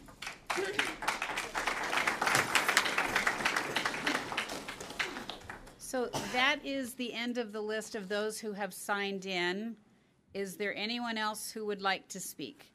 Please come forward, give your name and address for the record, and please keep your comments to 3 minutes. We've had an extended public comment period this evening, and we do have to be out of here by 11 o'clock by law. So I just want to keep that in mind for anyone else that would like to speak. Good evening, and thank you, and my apologies for missing the sign-in. I was caught at work. And thank you for all of your time and all of your energy that you have invested. They all said it, I'm with them. But I have a little bit more to say than that, but I'll keep it short. Regarding the resolution. Sir, we do need your name and address Oh, for the record. I'm sorry, Mark Gauze, 747 37th Street, Southeast, Auburn. Thank you, my apologies. I was glad several years ago when Auburn passed the Inclusive Cities Resolution. That was really cool. Nice to talk about resolution. Cool. My father always drilled into all 6 of us kids, good intentions never pay the bills. Resolutions are a great summary of your wonderful intentions of lots of work and lots of listening and lots of all of that you've done. Great intentions. My father said it, and you know, I've found that, unfortunately, the hard way to be true. Good intentions don't pay the bills. Last time I was privileged to speak with you, following up that great group of young people who brought an ordinance for your consideration. We were just at the start of what's happening on a national scene. We're not national here, we're right here. It's only gotten crazier. For our friends and neighbors here in this community, for whom this debate isn't an abstract what if. We've heard over and over again tonight the intense personal impacts of what is happening. I've often heard the financial impacts, as the president says, I'm going to withhold money from sanctuary cities. Imagine all of these neighbors gone, and the financial impacts that will immediately have. when there's nobody to pay rent or buy in the store or buy shoes for their kids or all of that good stuff. Sanctuary City. I think of Sanctuary as a place where I do my work. I'm a pastor. And Sanctuary as a holy place. And just to play with that great English word just a little bit, if you add that W into holy, to be holy, holy. And that part of being a holy place. You have an opportunity to do that. It's courageous. But an opportunity for people and families and community to be holy. Whole. W-H-O-L-E. Whole. That's what's needed. Not an intention. They don't ever pay the bills. An action. An ordinance. It takes courage today. We talked about that last time. I think it was a day about, wasn't that the day? When we remembered how our Japanese neighbors were taken away at gunpoint. And we said, never again. It's back. Please. Thank you.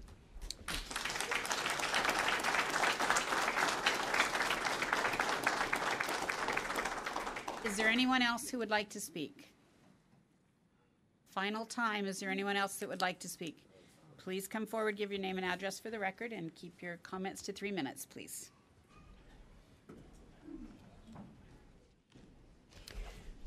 Virginia Haugen, 2503 R Street, Southeast, Auburn. Earlier this evening, I attended a City Council ad hoc meeting about the city's inability to maintain our local roads. The spreadsheet at the back of this document tells me that you spent about $564,000 in the last 5 years just on the complete remodel of this building alone. This right here, where all these folks have come, and fortunately they at least have a place to sit down. However, it does not detail the money that you spend every year on conferences and meetings that don't seem to be benefiting the population of Auburn, and I mean general population. Nor does it mention that the mayor of Auburn makes $134,000 a year. Thank you. Thank you. Is there anyone else that would like to speak? Final time. Anyone else like to speak? All right, we will move on. Thank you all for your respect this evening and for coming together on an issue of importance for this community. We've moved past the public comment period. Okay. All right, we will move on to Council Ad Hoc Committee reports. Council Ad Hoc Committee chairs may report on the status of their ad hoc council committee's progress on assigned tasks and may give their recommendations to the City Council, if any. And first this evening will be Finance, Councilmember Bob Baggett. Thank you, Your Honor. As members of the Council Ad Hoc Finance Committee, Councilmember Wagner and I reviewed the payroll vouchers and electronic deposits for approximately $2.2 million and claims vouchers and wire transfers for approximately $1.2 million for the period April 13th to April 26th and May 1st, respectively. And the committee recommends council approval of these expenses. Thank you. Thank you. Next is the annual selection of Deputy Mayor, Councilmember DeCoursey. Thank you, Mayor. The committee, Councilmember Pelosa and Trout Manuel and I met this evening before the council meeting. We were originally planning on bringing our information back to the study session on May 8th. However, we're still in the process of doing some uncovering of some specific issues and items that we want to really delve into. So we're going to hold off on that presentation, and we'll inform you of the time we're going to be doing that. Our next meeting is 2 weeks from today. Thank you. Thank you. Councilmember Trout Manuel, is there anything else that you would like to report on the Inclusive City Ad Hoc Committee? I would just To make a statement before we decide to go further. I hear each and every one of you. I recognize a lot of your faces because we sat down with you folks and we heard your stories. I have been out there also talking to other individuals, my neighbors who are undocumented, people from my church, the priest from my church. This has been a very difficult issue for us, for me, strictly for me, because I was a migrant farm worker from the time that I was a tiny young lady. There's 18 of us in our family. We worked the fields. We had the immigration come. ICE would come out to the fields and rake the fields, and they thought my parents were immigrants from Mexico. My dad had to pull out his papers. So I hear you folks. I hear your fears because we walked the fears. But we were educated. We worked very hard to get to where we're at.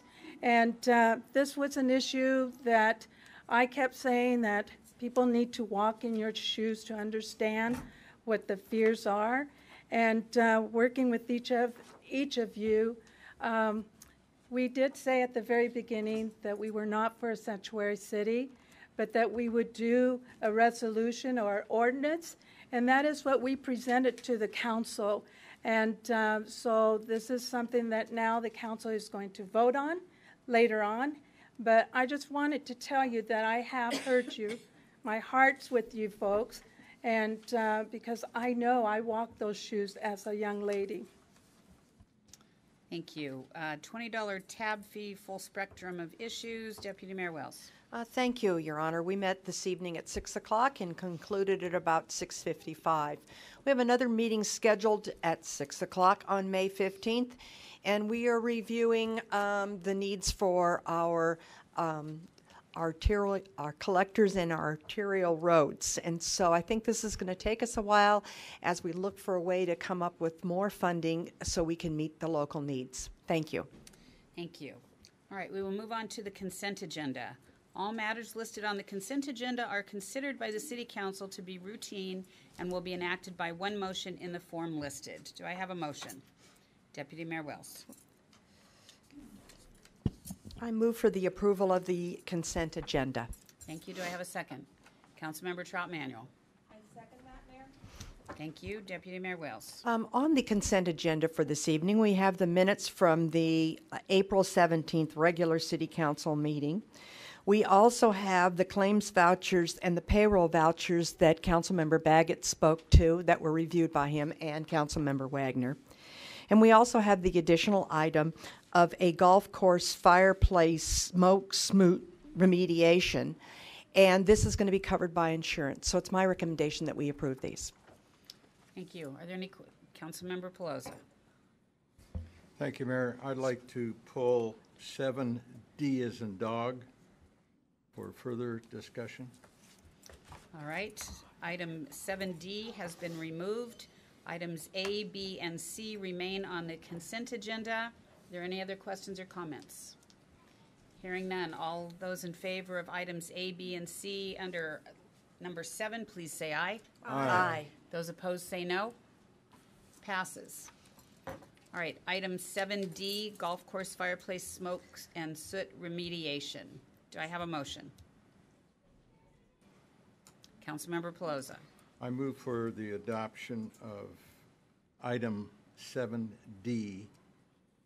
Thank you. Do I have a second? Councilmember Trout-Manuel. I second that, Mayor. Thank you. Councilmember Pelosi. Yes, I have a question for the Director of Parks. I frequented the restaurant area and the fireplace in there. Is that part of this work? Or? No, this was in the main lobby, from what I understand. The logs were moved, and there were some other issues with the gas causing the darkened color of the main lobby. I'm not aware of any issues inside of the restaurant.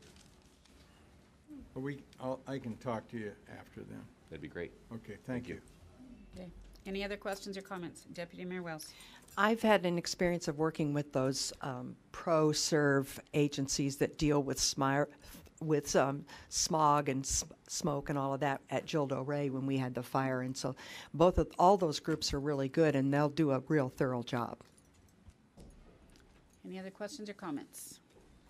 Hearing none, all those in favor of item 7D, golf course fireplace smoke soot remediation, please say aye. Aye. Those opposed say no. Passes. All right. I don't believe we have any unfinished business, and I don't believe we have any new business, so we'll move to resolutions. Mr. City Attorney. Thank you, Your Honor. Resolution number 5262, a resolution of the City Council of the City of Auburn, Washington, authorizing the mayor to execute an agreement for services with Airport Management Group, LLC, DBA Aviation Management Group, for the day-to-day operation and management of the Auburn Municipal Airport. Thank you. Do I have a motion? Deputy Mayor Wells. I move for the approval of Resolution 5262. Thank you. Do I have a second? Councilmember Baggett. I second that, Your Honor. Thank you. Deputy Mayor Wells. I'm glad to see this before us. We've been working staff, and the airport staff have been really working hard. And this agreement is from June 1 of this year through the following year. So I'm very excited to see us reach a resolution.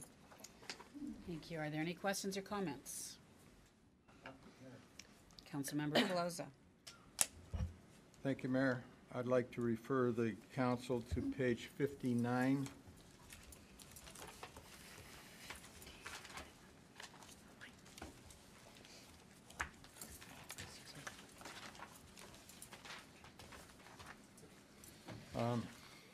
Looking at page 59, paragraph K as in King, dealing with the hours of operation. I guess here's my question. Why, this is only a 5-day operation, it appears, except for maybe emergencies. It would seem to me that weekend activity at the airport, like Saturday and Sunday, should be significant.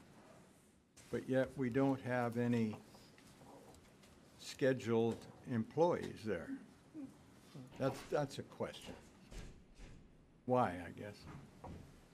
Kevin?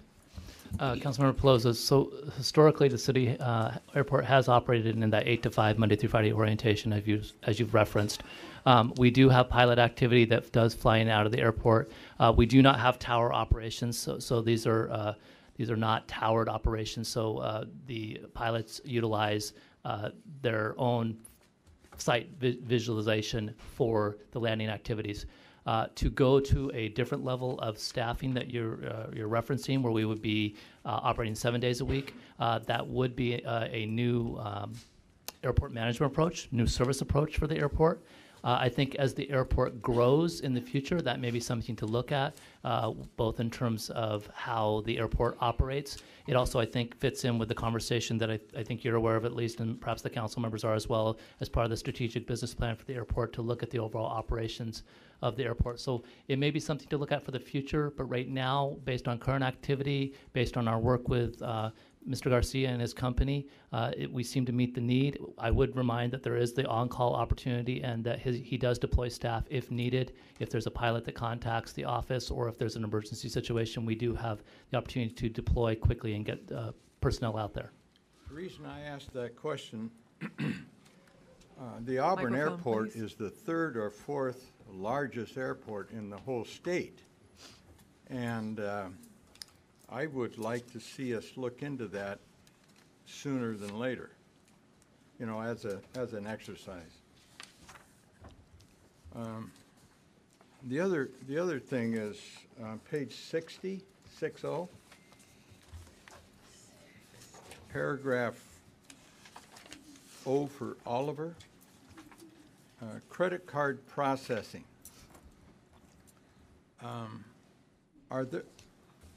So in other words, on the weekend, or can cash be used at the airport? Yes, cash can be used. That particular line references that if, other than fueling, which you are able to fuel with a credit card. We do the current procedure at the airport is to not accept credit cards. If that was accepted in the future, then Mr. Garcia's company would have to work with the city to meet our auditing requirements. So that language was put in there in the event that at some point in the future, if there is a change in policy, that there's a recognition that there is a higher level of reporting that might be required. So can cash be used on the weekends? Like Saturday, Sunday? For fueling activity, my understanding is that it is credit card only. Okay, all right. Thank you. Okay, any other questions? Thank you, Mayor. All right, hearing none. All those in favor of resolution number 5262, please say aye. Aye. Those opposed say no. Passes. Resolution number 5284, a resolution of the City Council of the City of Auburn, Washington, affirming the value of all Auburn residents. Thank you. Do I have a motion? Councilmember Wagner. I'm not necessarily in favor of this, but I want to make a motion to approve it so that we can discuss it, because we can't discuss it until we have it on the table. Thank you. Do I have a second? Councilmember Trout Manuel. I second that. Thank you. Councilmember Wagner. At the study session last Monday, we were told that tonight we would have the choice between an ordinance and a resolution. But we only have a resolution, I think, in our packet, don't we? I believe it's a resolution. I thought I heard at the study session last week that the preference was a resolution. I thought that's what I heard also. Well, Thank you. I'm sorry. No, thank you. Can I make a comment on that? Yes, please. My comment was that I like the specifics in the ordinance, and I wanted some of those specifics in any resolution that came forward. And in fact, what we got is a resolution that has less specifics than the one that was decided last Monday. So I'm pretty disappointed in this, but I remember our attorney telling us there were shortcomings to doing an ordinance as well as a resolution. And I'd like him to repeat those for the benefit of people. Mr. City Attorney. May I make sure I understand the question in terms of shortcomings, which way? That a resolution would be better than an ordinance from your point of view. Actually, what I think the question that I did receive last week was, in terms of enforcement, the resolution is not, does not in and of itself have an enforcement mechanism, but that the police, and that was how the question was worded to me, but that the police policies are in fact enforceable. Well, and can I speak again, Mayor? Please. My answer to that at the study session was that in a resolution, you're depending on those administrative policies, which the mayor sets and the council doesn't vote on. Whereas if we put some specifics into the ordinance or the resolution here, then it's in writing and the council does vote on it.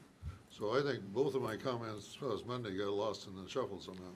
Okay, well, and let me also just help the language that you have in the resolution, and I'm not trying to say that there aren't some other options too, but the language you have in the resolution is identical to what was provided last time, with the exception of the third whereas paragraph. That is new, and that was requested by the ad hoc committee.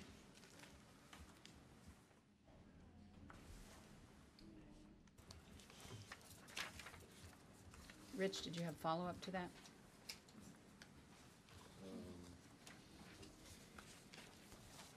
So which 5284 copy are we supposed to be looking at? I'm looking at one that says April 25th. Is that the most recent one? The one that April 25th, and it's the one that has the third whereas paragraph that states, whereas under state law, the functions, powers, and duties of city officers and employees does not include responsibility for enforcement of federal immigration law. End.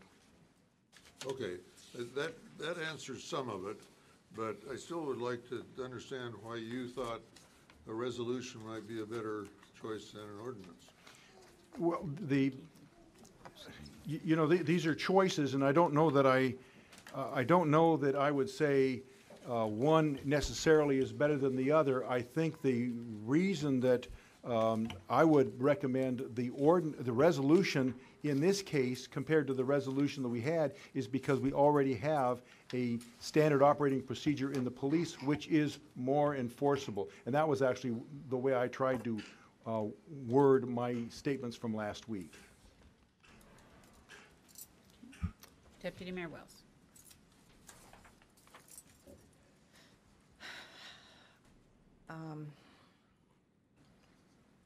I really listened hard, and even though I haven't been on the ad hoc committee, I've still listened hard, and I spent last weekend down in the south part of our city at the Kids' Day.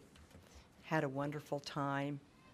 I'm from the public schools, so Mattioli, I feel your pain as I work with kids and know about homes. And I too, though I don't look at, by the time I was in 4th grade, I had lived in 4 countries, knowing what it's like not to be home in 4 different states by the time I was 8. Someone here said that this is the time to take progressive action, and I don't believe that a resolution is very progressive. Setting the words aside, okay, we already had a resolution, and I think that what we're asking for is not for us to lose funding, but just a stronger affirmation that who are we in this city? And I think Rick said that, Rick Hood. Who are we in this city? So I don't support the word sanctuary city because of the funding issues. But I do think that we need to take it up a couple of notches, and we need to go to an ordinance. So it would be my preference that maybe we send it back again, or figure out what were we supposed to have both documents here tonight. I thought it was a resolution coming. I'd like to see an ordinance. I think we need to step it up. Councilmember DeCoursey. Thank you, Mayor. I think maybe some of the confusion tonight for us is that Councilmember Trout-Manuel did mention during our presentation that the council would be presented with an ordinance and a resolution. Okay. However, the ad hoc committee also said that we recommend a resolution. Okay. And I think that's why we see what's being presented here tonight. I want to say a couple things, and by no means is this being disrespectful of anybody in the audience or anybody in the city of Auburn, but I'm going to ask this council a question, the same question I asked the ad hoc committee. I'm not speaking in favor or against a resolution or an ordinance. You've all heard me talk about my years at the Housing Authority working with HUD and the issues I had with HUD, the number of times I had to travel back to Washington, D.C. to fight the bureaucracy of, and I'll use this publicly, of that ridiculous bureaucratic organization and how they, in some respects, become almost non-functioning to the will of the people. For this council, my question would be, if we pass an ordinance, how does that stop ICE? How does that stop them from coming into any community and doing what they're going to do? It's no different than this council passing a moratorium on limiting the number of retail marijuana establishments where the state ignored that. The federal government doesn't care what we do. The federal government has no compassion for what we do. The federal government, and I'm not speaking for any administration, I'm speaking in general terms, they don't understand what happens in the streets of America. Anything we do, resolution, ordinance, or any other label you want to put on it, it's virtually going to be ignored by the federal government. Now, we as a council have an opportunity, one way or another, okay, to look what the needs are. We as a council are responsible to serve nearly 79,000 people in this community. And I believe that's what we need to look at. You've all heard me say it and seen it before. And George, my friend, before you leave tonight, this is for you, because you gave me your mother's book. And for those of you who don't know, this is an immigrant story. This is the story I wrote about my great-grandfather's immigration from Italy to the United States in the year 1898. I know about discrimination. I know about prosecution. I know what it's like to grow up in a community. And I'll use this term. It's a very vulgar term for an Italian, but I can tell you the term was, for many, many times when I walked on the streets, we don't want any wops walking on our streets. Because that's who we were. And by the way, the acronym for that, from what we understand, although it's not the true acronym, means without papers. Even in 1898, coming to the United States, there was discrimination. Italian and Sicilian immigrants were murdered. They were incarcerated. In World War II, Italian immigrants, like Japanese immigrants, were incarcerated, including here in Seattle. They were put in concentration camps. We're all proud of who we are, and it's been mentioned here many times tonight. We all come from some place. This is my story of my family coming from some place who became proud Americans. I'm not going to tell my fellow council tonight I'm either in favor of the ordinance or the resolution, but I do have to agree, as we've been talking here tonight, that it needs to come back to the committee for further review. Thank you. Thank you. Councilmember Trot Manuel and then Deputy Mayor Wells. I received some information a little late for me to be able to present it to our attorney to be able to submit it into our resolution. So I did come to him earlier today. I sent him an email from some individuals, and I also spoke to some other council members, and we agree that we need to bring this back and look at it and read the ordinance and the resolution again, and then we can decide what we're going to do. Thank you, Deputy Mayor Wells. I want to assure everyone here that we all listened. We all listened.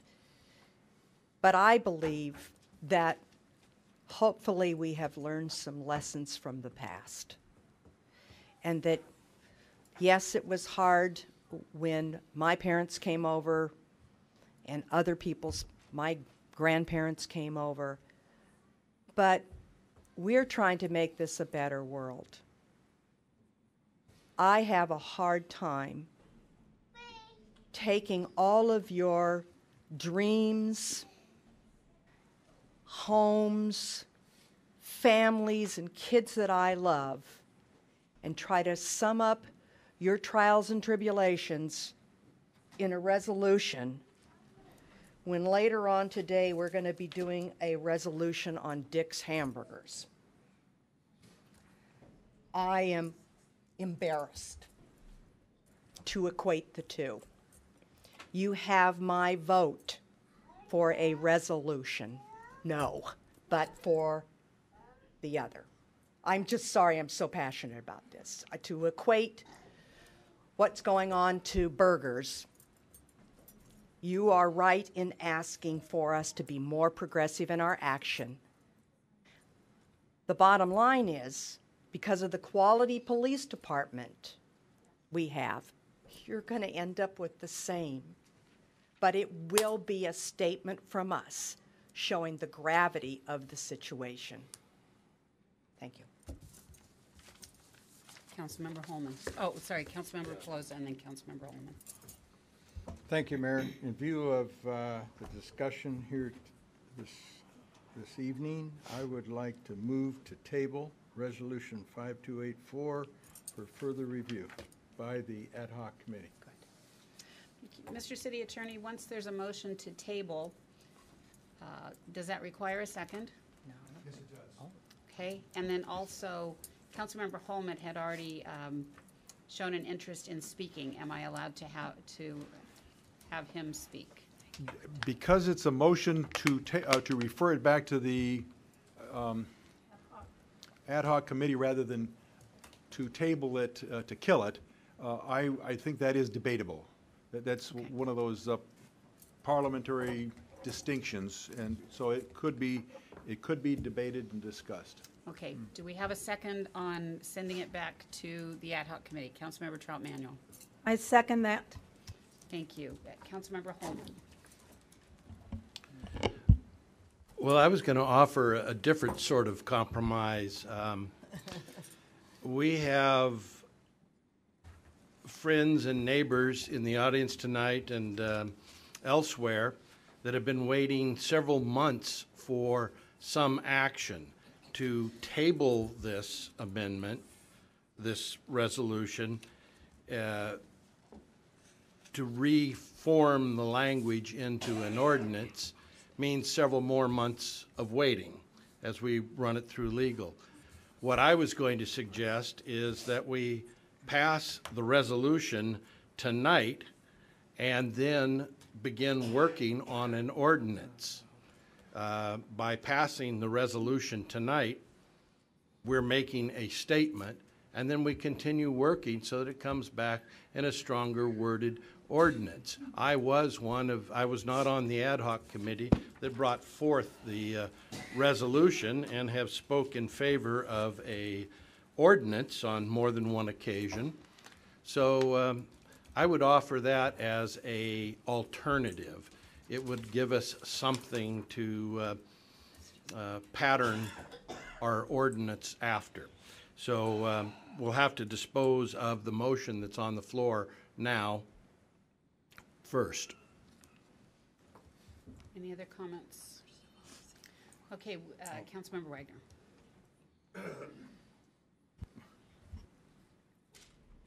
I've been thinking that I'll be your official button pusher. I've been thinking the same thing that Councilmember Holman brought forward, but I would like, if we do some action tonight, to put a date certain when we will see an ordinance and a resolution to compare the two, like we did last Monday. So I like that idea, but if we're going to table something and put it off or even pass something, I want it written down that we will see an ordinance to potentially replace it at some date certain. Okay, Councilmember Pelosa and then Councilmember Trout-Manuel. I guess I would like to see this referred back to the ad hoc committee before we take any action tonight. I think if we take action tonight, that's going to give some hope for folks, and I think it would muddy the water. Like, so let's give it back to the ad hoc committee. They're experts on this so far. There are voices in bringing something forward that makes sense. So I want to table it and move on. Thank you, Councilmember Trout-Manuel. And I have to echo what Councilmember Pelosi said. You need to turn your microphone on so that can be echoed. For us to go ahead and table it, and then as ad hoc could get together and speak with the mayor, with our attorney, and make sure that we bring it back on Monday, the 15th. That's that's at our next city council meeting, and by then we should have time to meet with our attorney and get the our language put into the ordinance. Councilmember Trout-Manuel, wouldn't you want to have an ordinance taken back to the study session prior to bringing it forward to council? That's typically the process. Yes, that is what I would like to do. We'll take it on the 8th. That is Monday on the 8th. We'll bring the ordinance back to the study session. And then our attorney, we invite you to be there, and we'll go further. Right. We have a motion on the floor to table and send back to the ad hoc committee. All those in favor, please say aye. Aye. Aye. Those opposed, say no. No. Motion passes. Okay. It will be on the agenda for the May 8th study session with the plan to move it forward to council for a vote on May 15th. Thank you. Mr. City Attorney. Thank you, Your Honor. Resolution number 5291, a resolution of the City Council of the City of Auburn, Washington, approving amendment to the 2016 Annual Action Plan update to the consolidated plan. Thank you. Do I have a motion? Deputy Mayor Wells. I move for the approval of Resolution 5291. Thank you. Do I have a second? Councilmember Baggett. I'll second that, Your Honor. Thank you. Do we have any comments or questions? Deputy Mayor Wells. I want to thank Dana and her department for keeping an eye on this fund and working through all of the federal in and outs and training staff and coming through after a lot of presentations with the data to meet our satisfaction so we can move forward. Nice job, Dana. Thank you. Councilmember Pelosa. After a lot of soul searching and talking with the director over there about the public restroom at Lesko Park, I will support this. However, I have a couple of caveats that you can make note. And the one note is, we all have experienced at that public restroom things that don't keep the restroom in a nice condition 24/7. And so what we need is, I would like to recommend that staff comes back to council during the planning stages of the restroom and let us know what type of a security system is planned. And the second thing that I would like to see brought forward as recommendations from the staff would be the operation time, the time operation of the public restroom. Thank you. Okay. Are there any other comments? Hearing none, all those in favor of resolution number 5291, please say aye. Aye. Those opposed say no. Passes. Resolution number 5294, a resolution of the City Council of the City of Auburn, Washington, authorizing the mayor to accept a federal grant funds for the administration through the Washington State Department of Transportation, project number CP 1513, 22nd Street Northeast and I Street Northeast intersection. Thank you. Do I have a motion? Deputy Mayor Wells. I move for the approval of Resolution 5294. Thank you. Do I have a second? Councilmember DeCoursey. I'll second the motion, Your Honor. Thank you. Deputy Mayor Wells. This allows the mayor to accept some grant money, around $900,000, to match our $235,000, which is again showing how aggressive and comprehensive and smart our engineering and planning department are in getting these grants. Oh, this is for I Street and 22nd Northeast. Thank you. Do we have any questions or comments? Hearing none, all those in favor of resolution number 5294, please say aye. Aye. Those opposed say no. Passes. This next matter is resolution 5296. It's the resolution that was actually just handed out today. I think you might have gotten an earlier copy. It's a resolution of the City Council of the City of Auburn, Washington, expressing its desire and support for Dick's Drive-In Restaurant. Thank you. Do I have a motion? Councilmember Wagner. Your microphone, please. Sliding. I move for the approval of resolution 5296. Thank you. Second, Councilmember Holman. Second. Thank you. Councilmember Wagner, would you like to say something? Well, we're putting on a push for this, not because we necessarily need another member joining town, but we do need food at Lesko Community Campus. And this company is a very reputable company, a very involved in the community company. And I think there'll be an ideal place for people who are using the community campus park to find food without walking several blocks to other places. So I'm favoring this primarily because of that need in our Lesko Park. Thank you. And Councilmember Pelosa? Councilmember Wagner please explain Lesko Park? I never, what do you mean? Lesko Park? The location that is their preferred location in the city of Auburn is at the Big Daddy site. That's one of them that we toured them for. Oh, I hadn't heard News to that. me. So, well, that's good We news. provided that information, and there were a couple of the council members that took up our invitation to sit in on the presentation with Dick's Drive-In, so I've never heard of that. that was the information. Councilmember Trout Manuel. I'm sorry, I know they were here. Your microphone, please. I know you invited us, but there was another meeting going on at the same time, and we couldn't go to both of them. So this is the first I've heard of it as well. Okay. So I would also, Councilmember Wagner. Well, we can't guarantee that they will choose that piece of property, but we are certainly encouraging them to do that because of the need that I pointed out.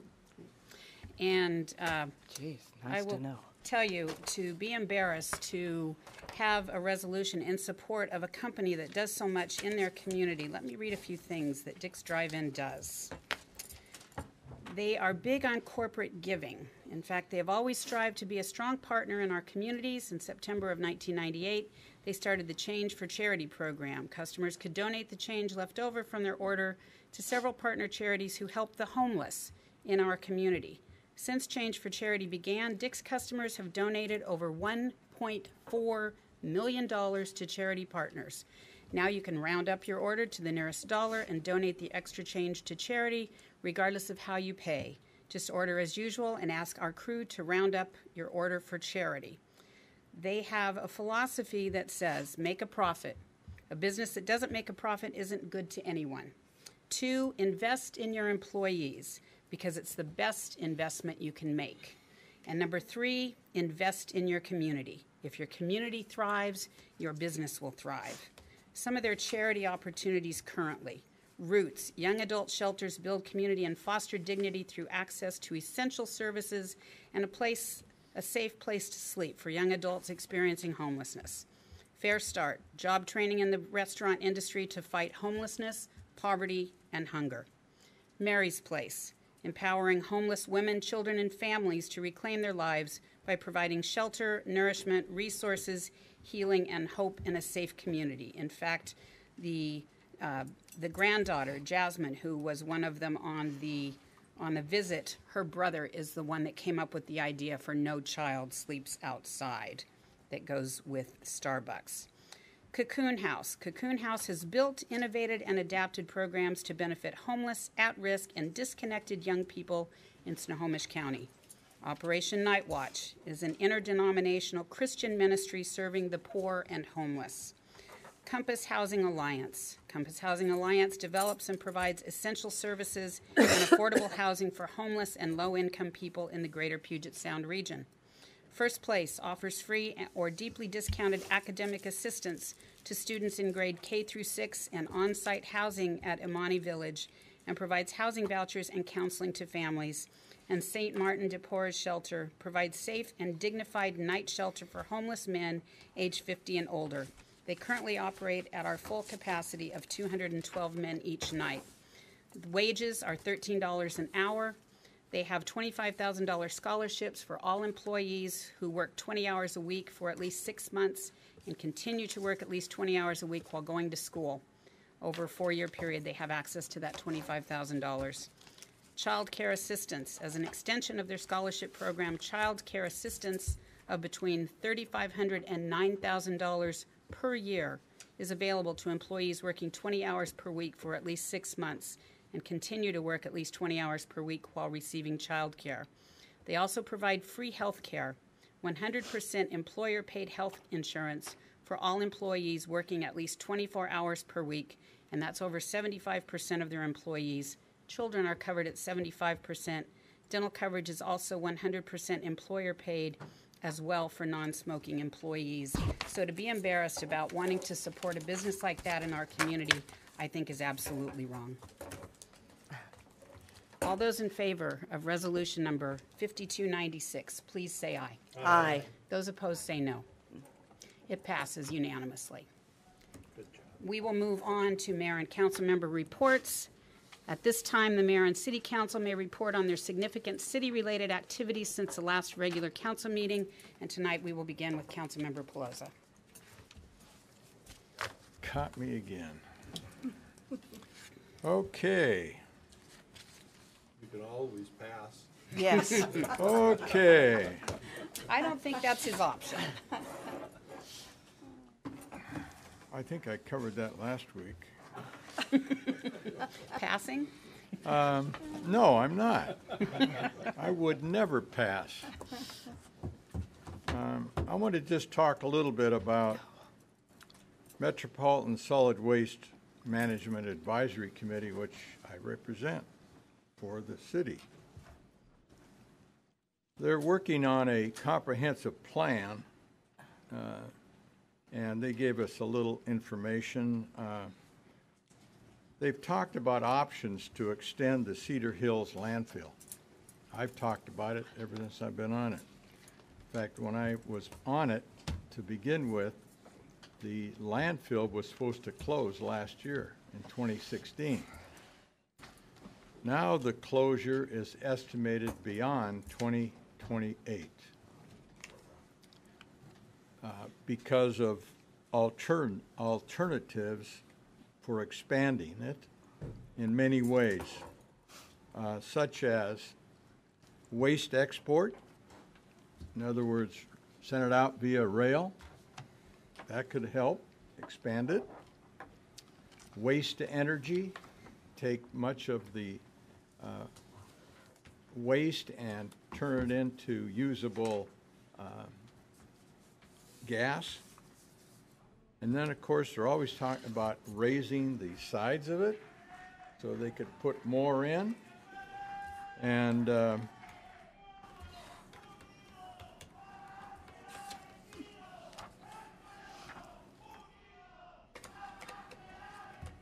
so I guess not being interrupted here. The big point I want to leave everyone with is that everything that goes out to the Cedar Hills landfill, 70% of what goes out there can be recycled. 70%. That is huge. So we could extend this thing probably out to 2050 if we could get it down to, say, only 25%. So there's a lot of opportunities. Like I brought up the point again, well, hey, I was talking to King County Management. Just ban mattresses, ban tires, ban styrofoam. That's huge, you know? So that's it. Thank you. Thank you. Councilmember Trout-Manuel.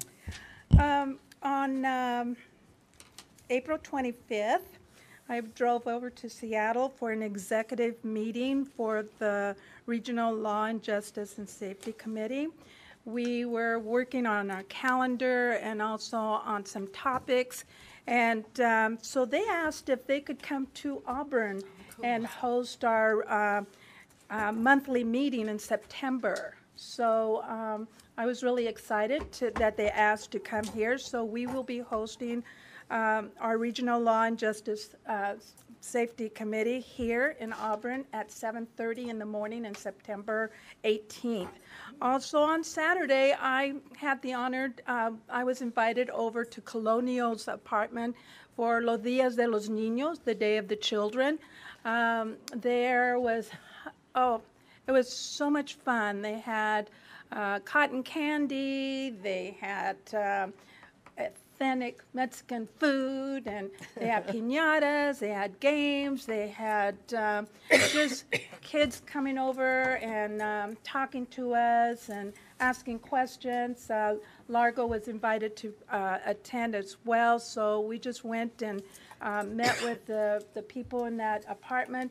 And I was surprised that this year they had different ethnic people living there. It wasn't just the Latino community, the Mexican community. There was Cambodian, and Vietnamese, Guam, Samoans. There was just a large group of people that have moved into this apartment complex. So it was really nice to have them come and talk to us, and I was really surprised how much they know about our city and some of the questions about our police department. They shared that they've seen you folks out there. They're really excited to meet with you and have meetings. So I told them that we would work with them. They would like to meet here within 3 weeks. And I told them I would meet with you, Chief Lee, and set up a time and place of when we can meet and talk to them and the families and the children about not being afraid to come in and talking to the police department and dial the 911 number. So that's my report. Thank you. Councilmember Baggett. No report, Your Honor. Thank you. Deputy Mayor Wells. Thank you, Your Honor. I had an opportunity to also attend that day and was able to do some voter registration at the same time. And again, the food was great, but the kids, you know, they break your heart. I also had an opportunity last week to attend a Master Builders function up in Woodinville and met with some people that I'm going to be having a briefing for us down here to look at some online permitting services that are available. So I'll get that information out to you, and in small groups, we'll do a briefing. Thank you. Thank you. Councilmember Holman. No report, Your Honor. Thank you. Councilmember Wagner. On the 20th, I attended the Pierce County Regional Council meeting. They are talking about the Puget Sound Regional Council's effort to redefine centers that have manufacturing and industrial work. And as you may know, when you're designated a center by PSRC, you go to the top of the line for money. And so there's a lot of talk about that because Puget Sound Regional Council up to now has not even recognized Joint Base Lewis McChord as any kind of a center. And so that's one of Pierce County's concerns. But there are several other cities who feel like they've been rather ignored by PSRC in terms of their manufacturing and industrial capacity. Then there's talk about the urban growth areas, which continues to be a problem for a lot of the cities that are small and want to expand so that they can have some manufacturing and industrial business to help pay the bills. And there still is, I think, not much progress on that the Growth Management Council is still holding firm on the urban growth boundaries that exist right now. Thank you. Thank you. Councilmember DeCoursey. I will hold my report to the next meeting, Mayor. All right. All right. Well, I will just talk about a few things. The fact that we had Clean Sweep on April 22nd, which is well attended. I think it was almost a record number. 800 people were registered to work on projects around our community, including cleanup at Cedar Park and building a new playground at Regner Park and other plantings around the city. And the Sons of Italy were painting the wood beams for the awning at Big Daddy's site and other cleanup around the city. It's always great to see how many people come out. We had so many new groups this year that were willing to get involved, some of them that we've all chatted with over the year and encouraged them to be involved in this because it's such a big event in our city and it does provide a great deal of pride within our community. And then the following day, on Sunday the 23rd, down at the River Mobile Estates? The River Estates. The River Mobile Estates. There was a cleanup option there for seniors helping seniors. There are some individuals within the River Mobile Estates that are unable to do their own yard work or other repair projects. And so some of the seniors in the park decided that they would get together, but our own Tammy Capule, who works in code enforcement, brought the Adventist Academy students down, 40 of them, a full bus full of students and seniors and students, and I worked side by side on projects for about 3 hours, and then those individuals who weren't able to help with the cleanup projects were in the community center making lunch for all of us. And it was heartwarming to see seniors and 14, 15-year-old students sitting next to each other or across from each other, talking about their common interests and learning from one another. And there was talk of an adopt a grandparent program in that park as well. And so I can see many more opportunities coming for those seniors. And it's a great group of kids from the Adventist Academy. So thank you to Dawn and Pastor Jan from the Adventist Academy. Dawn is the manager for the river, and it was, like I say, just a great opportunity. We had Cities and Schools Forum on Wednesday the 26th, and that is the initiative that we brought forward to create, grow, and maintain family wage middle income jobs within the communities of Auburn, Algona Pacific, and working with the Auburn School District and Green River College. The educational facilities have done a great deal of work already and bringing college to the high school and high school to the college, and they will continue to do that.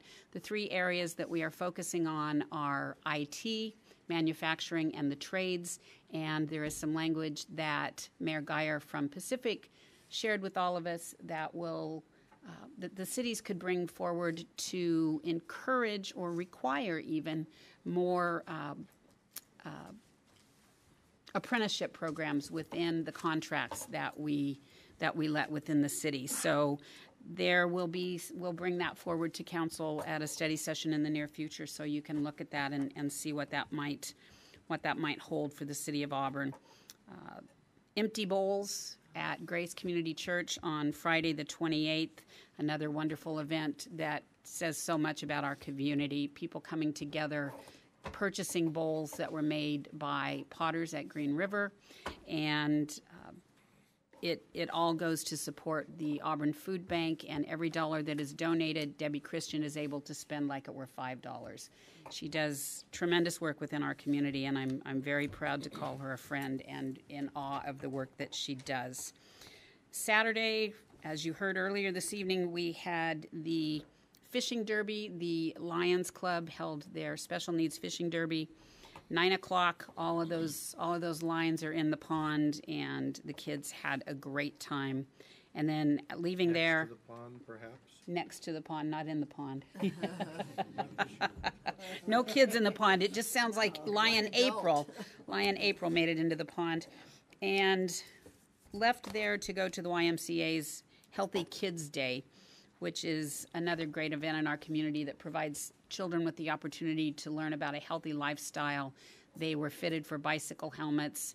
Our Auburn Police Department and volunteers were there, as well as Valley Regional Fire Authority, to share the good work and hopefully recruit some new officers for our city.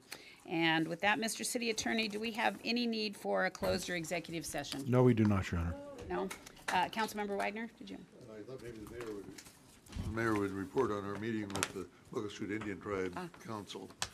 We did a thorough review of the Auburn Way South project, which is impactful to them and their fireworks for sure, and to all of us who have to drive out that direction. But we continue to have a good relationship.